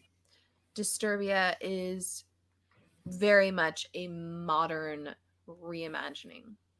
Of Rear Window. Yep. I think we're watching Psycho next. Ooh, that's a good one. Like everything on this roster, I've seen at one point or another, but I'm, really just excited to get back into it and take a really deeper, already more exaggerated look. And we're doing like a thing where it's like you're looking at one element, not the entire film. So like we'll be looking at a lot of Wes Anderson. So with Wes Anderson, we're going to look strictly at the use of color, nothing else. So my reviews would have to be written on Wes Anderson and the use of color, or with Psycho, we would have to take the psychological analysis and talk only about the psychological analysis, nothing else. So it'll be interesting. I'm very excited. Chris Barrett dropping the knowledge. I'm going to steal that, Chris. I'm gonna... The first day when they start talking about Psycho, you need to throw your hand up and say that. Professor Durst, I have a fact about Psycho. You better get extra credit. No, or he's at really least something. Yeah, I really enjoy this class. It's really fun. Round table discussion. I wish it was in person. I do, but I take what I can get. Yeah. Are you serious? I will have to remember that though. There's yin and yanging on my lap right now. Hold on. Let's see if I can actually get them. Ugh. What are you doing? Look. I'm lifting the blanket they're laying on. They're so chill. Yeah, they're cuddled. They look very at peace with they do each the other. Same thing if I lay on my back. I wake up and they're both like in my face, like that. They like to kick me to the very edge of the bed and then spread out across my pillows and just love life in the middle of the night. So I'll wake up when I'm about ready to hit my nightstand because of these guys, because they like stretch out and they kick me at the edge of my back and push me as far off the bed as possible. They learned that from me. They're little buttheads. I love them, but they're furry little buttheads. I'm not furry. Cats are just children with attitude. Yeah. Oh, you just kicked your brother off my lap. Oh, that was mean, Gene. Mean Gene. Anyway, the stuff. We are at that 3-hour mark. We are. All right. So next week. We could turn it to a 4-hour, but I might fall asleep. Good. We could, but it is after 1 a.m. here. It is late. It is that time. It is the 3-hour of the mark. We had the murder of crows fly over the house. The 1 a.m. crows hanging out overhead. We've had all the going off the topics. We've discussed next week's topic, just stuff. Annie's never seen it before. I'm really excited to see what you think about it. I'm really excited. Low budget with a high quality meeting. I'm about it. I have a lot of behind the scenes stuff to tell you. That's awesome. I look forward to it. I love hearing stuff like that. Or no, the week after next week. Next week is Valentine's Day, everyone. Happy Valentine's Day, whether or not you have someone to celebrate it with. If not, watch some horror movies and hang out. Maybe cuddle up with a cat. That's probably what I'm going to be doing next week. Valentine. But the week after next week, the 21st, we are going to be back here on the Comic Core Sunday night show. Is It That Bad? Talking about the stuff. We will be talking about that stuff. 1985. It is available on Amazon Prime. If you are an Amazon Prime user, I would 100% check it out on video on that. Mm. But yeah, it's a fun ride, and it's a film that Mark and I both really like. There we go. It's crazy. It's a low budget. It's a lot of things going on. I don't want to spoil it. And he's never seen Leave it it at that. Leave it at that. Very broad statement. But I think you know this film, so if you're comfortable with summarizing it as at that, let it be. And remember, February 15th, you get really good chocolate sales. And stuffed animals. Yes. And stuffed animals. You're right. And stuffed Walk into your animals. local Walgreens, your CVS, Your Walmarts, your Target. your Walmart, your Costco. Mhm. Yeah. Yeah. Sneak past the Sam's, call up a security guard. Make the mistake of going really quick to run in for pickles, and you have your 3-year-old niece with you in the cart. She wants a stuffed animal. The stuffed animal's on clearance. What are you going to say to her? You can't. Pretty good. That's a pretty good deal. I bought her the giant stuffed animal. Yeah. I also got yelled at by her parents because they're like, "Why did you buy my child a giant stuffed animal?" I'm like, "Because she's been good and it was on sale." It was like $5 for a teddy bear that was bigger than me.